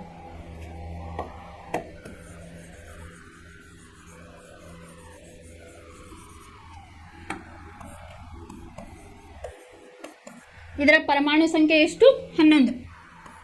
ಈಗ 11 ಎಲೆಕ್ಟ್ರಾನಿಕ್ ವಿನ್ಯಾಸ ಬರೀಬೇಕಲ್ಲ, ಹೆಂಗ್ ಬರೀಬೇಕಪ್ಪ ಅಂತಂದ್ರೆ ಯಾರ್ಯಾರು ಗೊತ್ತಿಲ್ಲ ಅಂದ್ರೆ ಕೇಳ್ಕೊ, ಈಗ ಲಕ್ಷ್ಯ ಕೊಟ್ಟು ಕೇಳ್ರಿ. ಇಲ್ಲಿ ನೋಡ್ರಿ, ಇದು ಫಾರ್ಮುಲಾ ಹೇಳಿದೆ ನಾನು. ಎಸ್ ಯಾವ ರೀತಿಯಾಗಿ ಇದೊಂದು ಸ್ಟ್ಯಾಂಡರ್ಡ್ ಫಾರ್ಮುಲಾ ಅಂತ ತಿಳ್ಕೊಬಹುದು ನೀವು. ನಿಮ್ಗೆ ಇಷ್ಟು ಸಾಕು. ನೆಕ್ಸ್ಟ್ ಹೈಯರ್ ಸ್ಟಡೀಸ್ ಹೋದಾಗ ನೀವು ಜಾಸ್ತಿ ಕಲಿತೀರಿ. 1s2 2s2 2p6, next 3s2 3p6 3d 10, 4s2 4p6 4d 10 4f10. S is equal to 2 electron, P equal to 6, D equal to 10, F equal to 14. ಇದು ಹೆಂಗ್ ಬರಿಬೇಕಪ್ಪ ಅಂತಂದ್ರೆ ನಿಮ್ಗೊಂದು ರೂಟ್ ಕಾಸ್ ಐತಿ. ಹೆಂಗಂದ್ರೆ ಇದು ಈ ರೀತಿಯಾಗಿ ಹೋಗ್ತಾ ಇರ್ತದೆ. ಈಗ ಇದು ಈ ರೀತಿ ಫಸ್ಟ್ ಒಂದೊಂದು ಸಿರೀಸ್ ಅನ್ನ ನೀವು 1s2 2s2 1s2 2s2 ಆಮೇಲೆ 2p6 ಆಮೇಲೆ 3s2 ಆಮೇಲೆ 3p6 4s2 3d10 4p6 5s2 ಈ ರೀತಿಯಾಗಿ ನೀವು ಅದನ್ನ ತರ್ತಾ ಇರಬೇಕು. ಅಂದ್ರೆ ಇದಕ್ಕೊಂದು ಫಾರ್ಮುಲಾ ಐತಿ. ಯಾವ ರೀತಿ ಅಂತಂದ್ರೆ ಇದೇ ರೀತಿಯಾಗಿ ನೀವು ಎಲೆಕ್ಟ್ರಾನಿಕ್ ವಿನ್ಯಾಸ ಬರೀಬೇಕು. ಫಸ್ಟ್ ಎಸ್ ಸಿರೀಸು, ಆಮೇಲೆ P 1s2 2s2 2p6 3s2 3p6 4s2 ಆಮೇಲೆ 3d10 ಈ ರೀತಿ ಎರೋ ಮಾರ್ಕ್ನ ಹಾಕೊಳ್ರಿ. ಇದೇ ರೀತಿಯಾಗಿ ನೀವು ಬರಿಬೇಕು. ಈಗ ಸೋಡಿಯಂ ಮತ್ತು 11 ಅಂತ ಹೇಳಿ ಇದನ್ನ ಯಾವ ರೀತಿ ಬರಿಬೋದಪ್ಪ ಅಂತಂದ್ರೆ 1s2 2s2 1s2 ಆಯ್ತು, 2s2 ಆಯ್ತು, ಆಮೇಲೆ 2p6 ಇಲ್ಲಿ ಎಷ್ಟಾಯ್ತು ನಮಗೆ 11 ಐತಿ. ಆಮೇಲೆ ನೆಕ್ಸ್ಟ್ ನಾ ಇದು ತಗೊಂಡೆ 2p6 ತಗೊಂಡೆ. ಈಗ ನೆಕ್ಸ್ಟ್ ಏನು ಬರೀಬೇಕು ನಾನು, ಇಲ್ಲೇ 2p6 ಆಯಿತು, 3s1. ಇಲ್ಲಿ ನೋಡ್ರಿ, ಫಸ್ಟ್ ನೀವು ಪರಮಾಣು ಸಂಖ್ಯೆಯನ್ನು ನೋಡ್ಕೋಬೇಕು. ನಾ ಹೆಂಗೆ ಬರೋದೆ ಯಾವ ಬೇಸ್ ಮೇಲೆ ಅಂತಂದರೆ ನನಗೆ ಇದು ಫಾರ್ಮುಲಾ ಗೊತ್ತಿತ್ತು. ಈಗ ನನಗೆ 11 ಪರಮಾಣು ಸಂಖ್ಯೆಯನ್ನು ನಾನು ಫಿಲ್ ಮಾಡಬೇಕಲ್ವಾ. ಈಗ 11 ಐತಿ. ಫಸ್ಟ್ ಸಿರೀಸ್ 1s2 ತೊಗೊಂಡ್ವಿ, ಹಿಂಗೆ ಬಂತು. ಆಮೇಲೆ ನೆಕ್ಸ್ಟ್ ಏನೈತಿ 2s2. ಓಕೆ, ನೆಕ್ಸ್ಟ್ ಏನು ತೊಗೋಬೇಕು ನಾನು 2p6 ಹಾಕಿದೆ. ಆಮೇಲೆ ಇಲ್ಲ 3s2 ಐತಿ, ನೀವು ಯಾಕೆ 3s1 ಬರೋದ್ರಿ ಅಂತ ಕೇಳ್ತೀರಿ. ಈಗ ನೀವೇನು ಮಾಡಬೇಕು, ಪರಮಾಣು ಸಂಖ್ಯೆ ಎಷ್ಟೈತೆ ನನಗಿಲ್ಲ 11 ಐತಿ. ಇಲ್ಲಿ ನೀವು 3s2 ಬರೋದ್ರೆ ಏನಾಗ್ತೈತಿ 2 4 + 6 ಅಂದ್ರೆ 10. ಫಾರ್ ಎಕ್ಸಾಂಪಲ್ ನೀವಿಲ್ಲ 3s2ನ ಬರೋದ್ರಿ ಅಂದ್ರೆ ಇದೇನಾಗ್ಬಿಡ್ತೈತಿ 12 ಆಗ್ತೈತಿ. ಬಟ್ ಸೋಡಿಯಂ ನಮಗೆ ಪರಮಾಣು ಸಂಖ್ಯೆ ಎಷ್ಟೈತಿ 11 ಐತಿ. ಅವಾಗ ನೀವು ಎಷ್ಟು ಎಲೆಕ್ಟ್ರಾನ್ ಅನ್ನ ಹಾಕ್ಬೇಕಲ್ಲ, ಒಂದೇ ಒಂದು ಎಲೆಕ್ಟ್ರಾನ್ ಅನ್ನ ಹಾಕಬೇಕು. ಇವಾಗ ಏನಾಯ್ತು 2 4 + 6 10 + 11 ಈ ರೀತಿಯಾಗಿ ನೀವು ಎಲೆಕ್ಟ್ರಾನ್ ಕಾನ್ಫಿಗರೇಷನ್ ಬರೆಯೋದನ್ನ ಕಲಿಬೇಕು. ಇದು ನಿಮಗೆ ಸರಿಯಾಗಿ ಗೊತ್ತಿರಬೇಕು. ಇದು ಬಂದಾಗ ಏನೂ ಇಲ್ಲ, ನೀವು ಅದು ಪರಮಾಣು ಸಂಖ್ಯೆ ಎಷ್ಟೈತೆ ನೋಡಬೇಕು. ಒಂದೊಂದೇ S series, B series, D series, F ಸಿರೀಸನ್ನು ನೀವು ಅಲ್ಲಿ ಫಿಲ್ ಮಾಡ್ತಾ ಬರಬೇಕು. ಎಷ್ಟು ಎಲೆಕ್ಟ್ರಾನ್ ಇರ್ತಾವಲ್ಲ ಅದಕ್ಕೆ ನೀವು ಮ್ಯಾಚ್ ಮಾಡ್ತಾ ಬಂದಾಗ ಇಲ್ಲಿ ಇದು ಎಷ್ಟು ಇರ್ತೈತೆ ಅಷ್ಟೇ ಇಲ್ಲಿ ಬರಬೇಕು. ಈಗ ಇದನ್ನ ಚುಕ್ಕಿ ರಚನೆ ಅಂತ ಹೇಳಿ ನಾವು ಕರಿತೀವಿ. ಅದನ್ನ ಯಾವ ರೀತಿಯಾಗಿ ನಾವು ಹಾಕಬಹುದು ಅಂತ ಹೇಳಿ ನೋಡೋಣ.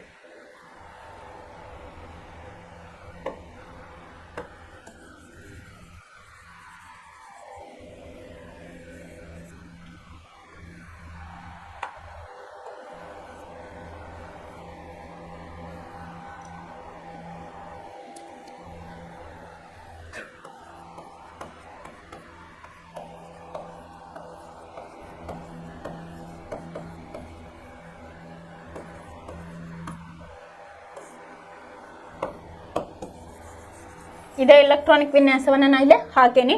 ಈಗ ನಾನು ಹೇಳಿದೆ 1ನೇ ಸೀರೀಸು, 2ನೇ ಸೀರೀಸು, 3ನೇ ಸೀರೀಸ್ ಅಂತ ಹೇಳಿದೆ. ಫಸ್ಟ್ ಏನು ಮಾಡಿರಿ,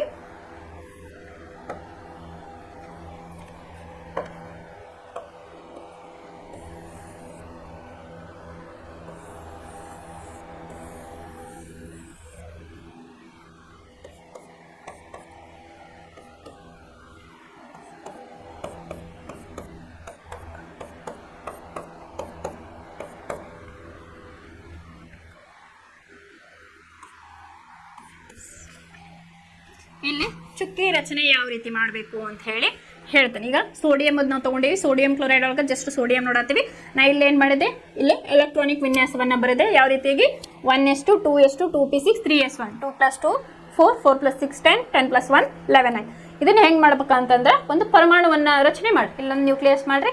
ಫಸ್ಟ್ ಕವಚ ಇಲ್ಲಿ ನೋಡ್ರಿ, ಫಸ್ಟ್ ಕವಚ 2 2 ಅಂದ್ರೆ ಸೇಮ್ 2ನೇ ಕವಚ ಅಂದಂಗೆ 2 ನಂಬರ್ ಐತಲ್ಲ, ಇಲ್ಲ ಇದನ್ನ ಕನ್ಸಿಡರ್ ಮಾಡ್ರಿ. ಇದು ಮಾಡಿದಾಗ ಏನಾಯ್ತು, 2ನೇ ಕವಚ ಅಂತ ಹೇಳಿ ಆಯ್ತು. ಇನ್ನು ಇದು 3 ಅಂತ ಇದ್ದಿದ್ದೇನು, 3ನೇ ಕವಚ ಅಂತ ಹೇಳಿ ನಮ್ಗೆ ಗೊತ್ತಾಯ್ತು. ಈಗ ಫಸ್ಟ್ ಕವಚದಾಗ 1s2 2 ಎಲೆಕ್ಟ್ರಾನ್ ನೀವು ಇಲ್ಲಿ ಡ್ರಾ ಮಾಡ್ಬೇಕು. ಸೊ ನಾ ಇಲ್ಲಿ ಏನು ಮಾಡೀನಿ, 1 2 ಎಲೆಕ್ಟ್ರಾನ್ ಅನ್ನ ಡ್ರಾ ಮಾಡಿದ್ದೀನಿ. ಇನ್ನು 2ನೇ ಕವಚ ಇವೆರಡು ಸೇರಿ ಏನಾಗ್ತತಿ, ಸೆಕೆಂಡ್ 2ನೇ ಕವಚ ಅಂತ ಹೇಳಿ ನೀವು ತಗೋಬಹುದು. ಯಾಕಂದ್ರೆ ಇಲ್ಲಿ 2ನೇ ಸೀರೀಸ್ ಇಲ್ಲಿ ಇರೋದ್ರಿಂದ. ಇಲ್ಲಿ ಎಷ್ಟದು ಎಲೆಕ್ಟ್ರಾನ್ 2 + 6 ಎಷ್ಟಾಯ್ತು, 8 ಎಲೆಕ್ಟ್ರಾನ್. ನಾ ಇಲ್ಲಿ ಏನು ಮಾಡಿದೆ, 8 ಎಲೆಕ್ಟ್ರಾನ್ ಡ್ರಾ ಮಾಡಿದೆ. 1 2 3 4 5 6 7 8 ಇಷ್ಟಕ್ಕೆ ಇದು ಸ್ಟೇಬಲ್ ಆಯ್ತು ಆ್ಯಕ್ಚುಲಿ. ಆಮೇಲೆ ಏನೈತಿ, ನಮ್ದು ಇಲ್ಲಿ ಪರಮಾಣು ಸಂಖ್ಯೆ 11 ಐತಲ್ಲ, ಇಲ್ಲಿ ಇನ್ನೊಂದು ಕವಚ ಬಂತು ನಮಗೆ 3ನೇದು. ಇಲ್ಲಿ ಏನಾಗೈತಪ್ಪ ಅಂತಂದ್ರೆ ಎಲೆಕ್ಟ್ರಾನ್ ಎಷ್ಟೈತಿ, 3s1 ಐತಿ. ಹೌದಾ, ಇದನ್ನೇನು ಮಾಡಿದೆ, ನಾ ಒಂದು ಕಡೆಯಿಂದ ಒಂದನ್ನು ಡ್ರಾ ಮಾಡಿದೆ. ನಾ ಹೇಳಿದೆ ನಿಮಗೆ, ಯಾಕೆ ಹೇಳಿದೆ, ಏನು ಹೊರ ಕವಚದಲ್ಲಿ ಯಾವುದೇ ಧಾತುವಿನ ಹೊರ ಕವಚದಲ್ಲಿ ಎಷ್ಟಿರ್ಬೇಕು ಎಲೆಕ್ಟ್ರಾನ್, 8 ಇರಬೇಕು. 8 ಇದ್ದಾಗ ಮಾತ್ರ ಅದು ತನ್ನ ದೃಢತೆ ಅಥವಾ ಸ್ಥಿರತೆಯನ್ನು ಕಾಪಾಡ್ಕೋತೈತಿ ಅಂತ ಹೇಳಿ ನಾವಿಲ್ಲಿ ಹೇಳ್ದೆ. ಹೌದಾ, ಹಾಗಾಗಿ ಇಲ್ಲಿ ಏನಾಗ್ಬಿಡ್ತಿದ್ದು, ಎಲೆಕ್ಟ್ರಾನ್ ಹೊರಗೆ ಕೊಡ್ಬೇಕಲ್ಲ. ಈಗ ಇದು ಔಟ್, ಇಲ್ಲಂತೂ 8 ಎಲೆಕ್ಟ್ರಾನ್ ಅದಾವು, ಇದಕ್ಕೆ ಸಾಕು, ಇದು ಪ್ರೊಟೆಕ್ಟ್ ಆಗ್ತತಿ. ಈಗ ಇದಕ್ಕೆ ಸ್ಥಿರತೆಯನ್ನು ಕಾಪಾಡ್ಕೋಬೇಕಂತಂದ್ರೆ ಇಷ್ಟು ಸಾಕು. ಸೆಕೆಂಡ್ ಕವಚದೊಳಗೆ 8 ಎಲೆಕ್ಟ್ರಾನ್ ಅದಾವು. ಈಗ ಹೊರಗಿನ ಕವಚ ಏನೈತಲ್ಲ, ಅತ್ಯಂತ ಹೊರಗಿನ ಕವಚ ಏನಾಗೈತಿ, ಇದು 1 ಎಲೆಕ್ಟ್ರಾನ್ ಅನ್ನ ಇಟ್ಕೊಂಡೈತಿ. ಈಗ ಏನ್ ಮಾಡ್ತೈತಿ, ಅದು ಎಲೆಕ್ಟ್ರಾನ್ ಅನ್ನ ಕೊಡ್ತೈತಿ.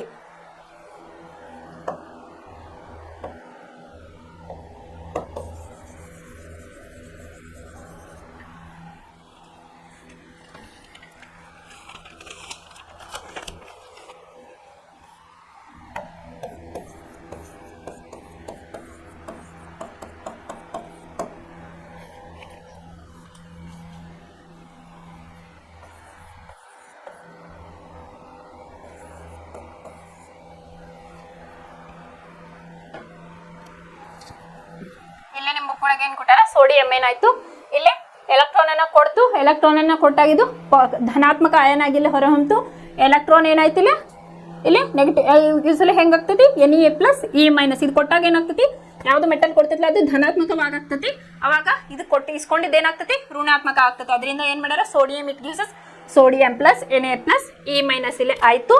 ಇನ್ನ 281 ಅಂತ ಹೇಳಿ ಬರ್ದಾರ. ಇದೇನು ಹೊರ ಕವಚನ ತೋರಿಸಿದ್ನಲ್ಲ, 1ನೇ ಕವಚದಾಗ 2, 2ನೇ ಕವಚದಾಗ 8, 3ನೇ ಕವಚದಾಗ 1 ಅಂತ ಹೇಳಿ ಕೊಟ್ಟಾರ. ಬುಕ್ನೇ ನಿಮ್ಗೆ ಕೊಟ್ಟಿದ್ದು ಕನ್ಫ್ಯೂಸ್ ಆಗ್ಬೋದು, ಯಾಕಂದ್ರೆ ಅಲ್ಲೇ ಡೈರೆಕ್ಟ್ ಕೊಟ್ಟಿದ್ದಾರೆ ನಿಮಗೆ. ಇದನ್ನ ನೆನ್ಪಿಟ್ಕೊಳ್ರಿ. ಇನ್ನೊಂದ್ಸಲಿ ಬೇಕಾದ್ರೆ ಚುಕ್ಕಿ ರಚನೆ ಯಾವ ರೀತಿ ಮಾಡ್ಬೇಕಂತ ಇನ್ನೊಂದ್ಸಲಿ ಹೇಳ್ತೇನೆ, ನೋಡ್ಬೇಕಾದ್ರೆ. ಫಸ್ಟ್ ಏನ್ ಮಾಡ್ರಿ, ಎಷ್ಟು ಕವಚಗಳು ಬರ್ತಾವ ನೋಡ್ರಿ. 1s2 2s2 ಇಲ್ಲಿ ಕವಚ 1 2 2 ಸಲ ಆಗೈತಿ. ಸೊ ಅದು 2ನೇ ಕವಚ. 3 ಒಂದ್ಸಲ ಐತಿದ್ದು 3ನೇ ಕವಚ. 3 ಕವಚಗಳನ್ನು ನೀವು ಡ್ರಾ ಮಾಡ್ಕೊಳ್ರಿ. ನ್ಯೂಕ್ಲಿಯಸ್ 1ನೇ ಕವಚ, 2ನೇ ಕವಚ, 3ನೇ ಕವಚ. 1ನೇ ಕವಚದಾಗ ಎಷ್ಟು ಎಲೆಕ್ಟ್ರಾನ್ ಅದಾವು, 2 ಎಲೆಕ್ಟ್ರಾನ್ ಅದಾವು. ಸೊ ಡ್ರಾ ಮಾಡ್ಕೊಳ್ರಿ. ಇನ್ನು 2ನೇ ಕವಚ, ನೀವು ಇಲ್ಲಿ ಕನ್ಫ್ಯೂಸ್ ಆಗ್ಬೇಡ್ರಿ. ಪಿ ಸೀರೀಸ್ಗೆ ಇಲ್ಲಿ ನೋಡ್ರಿ 2 ನಂಬರು, ಇಲ್ಲಿ ಕೆಳಗೆ 2 ಐತಲ್ಲ, ಇದನ್ನ ಕನ್ಸಿಡರ್ ಮಾಡ್ರಿ. ಇಲ್ಲ 2ನೇ ಕವಚದಾಗ 6 + 2 ಎಷ್ಟಾಯ್ತು, 8 ಆಯ್ತು. 1 2 3 4 5 6 7 8 ಇದು ಸೋಡಿಯಂ. ಇನ್ನು 3ನೇ ಕವಚದಾಗ ಎಷ್ಟಿದಾವೆ ಎಲೆಕ್ಟ್ರಾನ್, 1 ಐತೆ. ಅದನ್ನ ನೀವೆಲ್ಲಾದ್ರೂ ಒಂದ್ ಕಡೆ ಹಾಕೊಳ್ರಿ. ಇದಕ್ಕೆ ಈಗ ಸ್ಥಿರತೆಯನ್ನು ಕಾಪಾಡ್ಕೋಬೇಕಂದ್ರೆ ಏನು ಮಾಡಬೇಕು, ಒಂದು ಎಲೆಕ್ಟ್ರಾನ್ ಅನ್ನ ಇದು ಡೊನೇಟ್ ಮಾಡಬೇಕು. ಇದೇನಾಗ್ತದೆ, ಅವಾಗ ಹೋಗ್ತತಿ. ಸೋಡಿಯಂ ಇದ್ದಿದ್ದು ಏನಾಗ್ತತಿ, Na+E-. ಸಿಂಪಲ್. ಅದೇ ರೀತಿ ಈಗ ಕ್ಲೋರೈಡ್ ನೋಡೋಣ.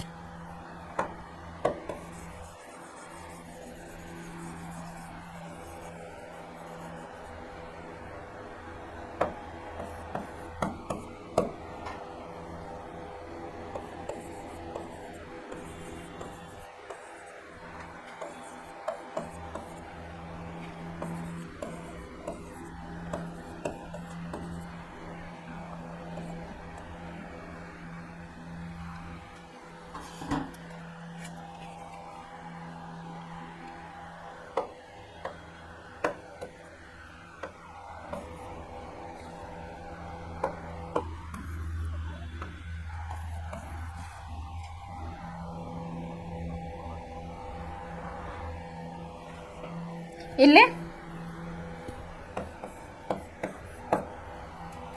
ಕ್ಲೋರೈಡ್ದು ಫಸ್ಟ್ ಬರಿಬೇಕಂದ್ರೆ ನಿಮ್ಗೆ ಪರಮಾಣು ಸಂಖ್ಯೆ ಏನು ಗೊತ್ತಿರಬೇಕು? ಕ್ಲೋರೈಡ್ದು ಪರಮಾಣು ಸಂಖ್ಯೆ ಎಷ್ಟು? 17. ಪರಮಾಣು ಸಂಖ್ಯೆ ಎಷ್ಟು?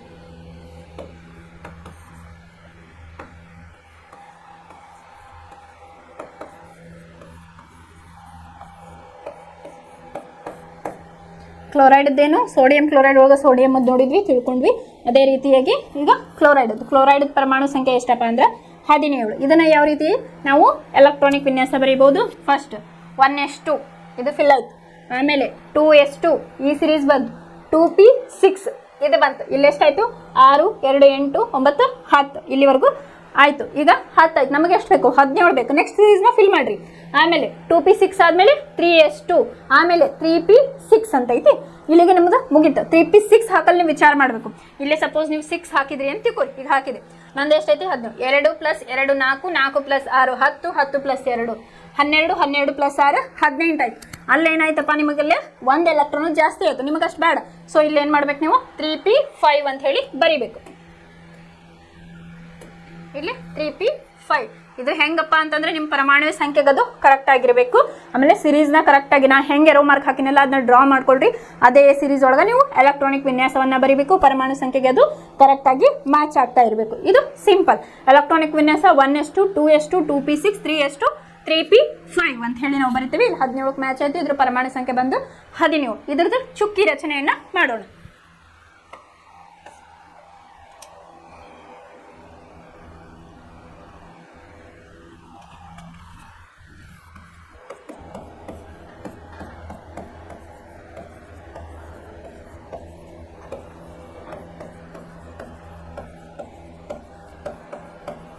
to 2p6 3s2 3p5.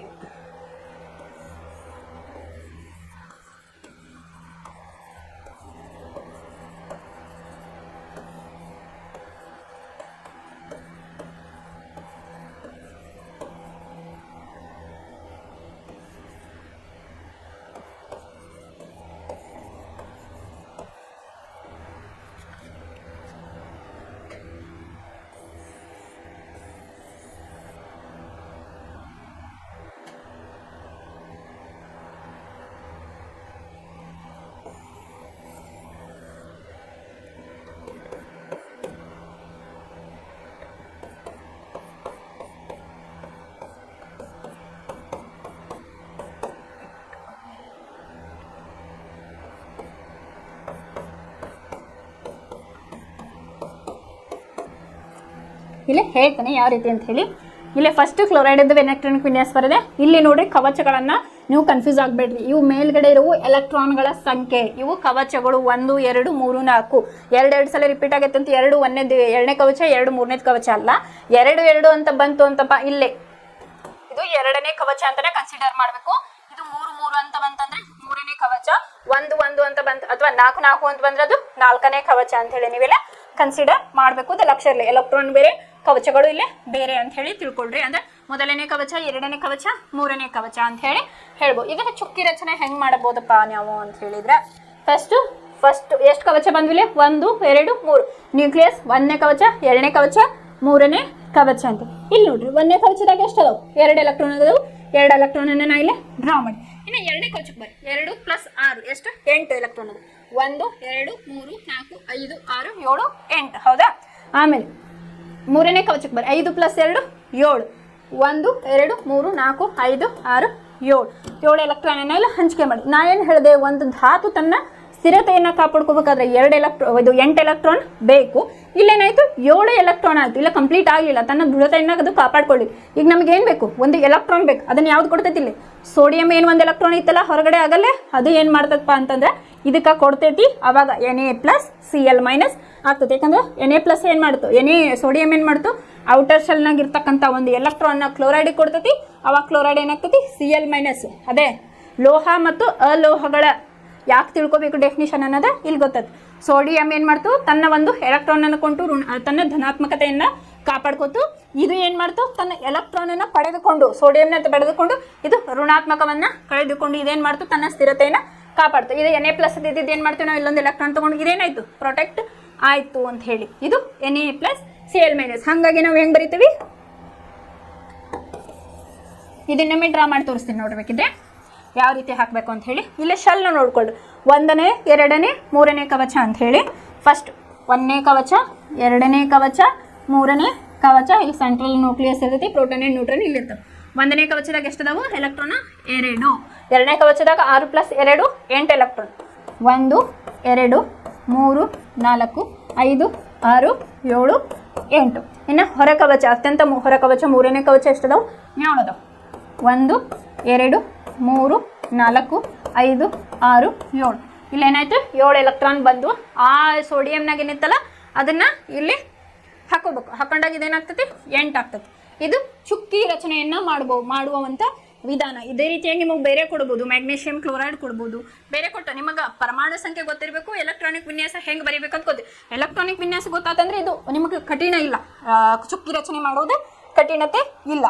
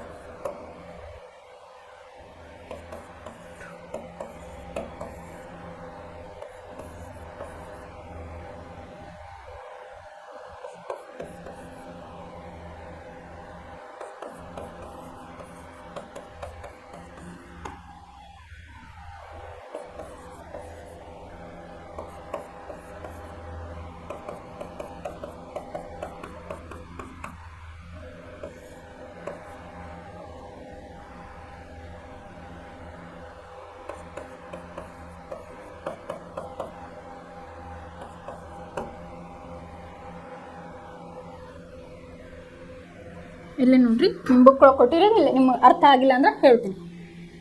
ಈಗ ಹೇಳಿದೆ, ಇಲ್ಲಿ ಸೋಡಿಯಂ ಎಲೆಕ್ಟ್ರಾನನ್ನು ಕೊಟ್ಟಾಗ ಏನಾಯಿತು, Na ಪ್ಲಸ್ E ಮೈನಸ್ ಆಯಿತು. ಅದೇ ರೀತಿ ಕ್ಲೋರೈಡ್ ಎಲೆಕ್ಟ್ರಾನನ್ನು ಎಲ್ಲಿಂದ ತಗೋತು, ಸೋಡಿಯಮಿಂದ ತಗೋತು. ಅಲ್ಲೊಂದು ಎಲೆಕ್ಟ್ರಾನ್ ಏನು ಉಳಿದಿತ್ತಲ್ಲ ಹೊರ ಕವಚದಾಗ, ಆಗಲ್ಲ ಚುಕ್ಕಿ ರಚನೆ ಮಾಡಿದಾಗ ಅದನ್ನೇನು ಮಾಡ್ತು, ಇಲ್ಲೇ ಕ್ಲೋರೈಡಿಗೆ ಕೊಡ್ತು. ಕ್ಲೋರೈಡಿಗೆ ಕೊಟ್ಟಾಗ ಏನಾಯಿತು, ಇದು ಅಕ್ಸೆಪ್ಟ್ ಮಾಡ್ತಾ ಕ್ಲೋರೈಡ್, ಅದಕ್ಕೆ Cl ಪ್ಲಸ್ E ಮೈನಸ್. ಅವಾಗ ಏನಾಯಿತು, Cl ಮೈನಸ್. ಅದಕ್ಕೆ ನಾವು Na ಪ್ಲಸ್ Cl ಮೈನಸ್ ಅಂತ ಹೇಳಿ ಬರಿತೇವೆ. Na ಪ್ಲಸ್ NaCl ಅಂತ ಹೇಳಿ ಬರೆದಾಗ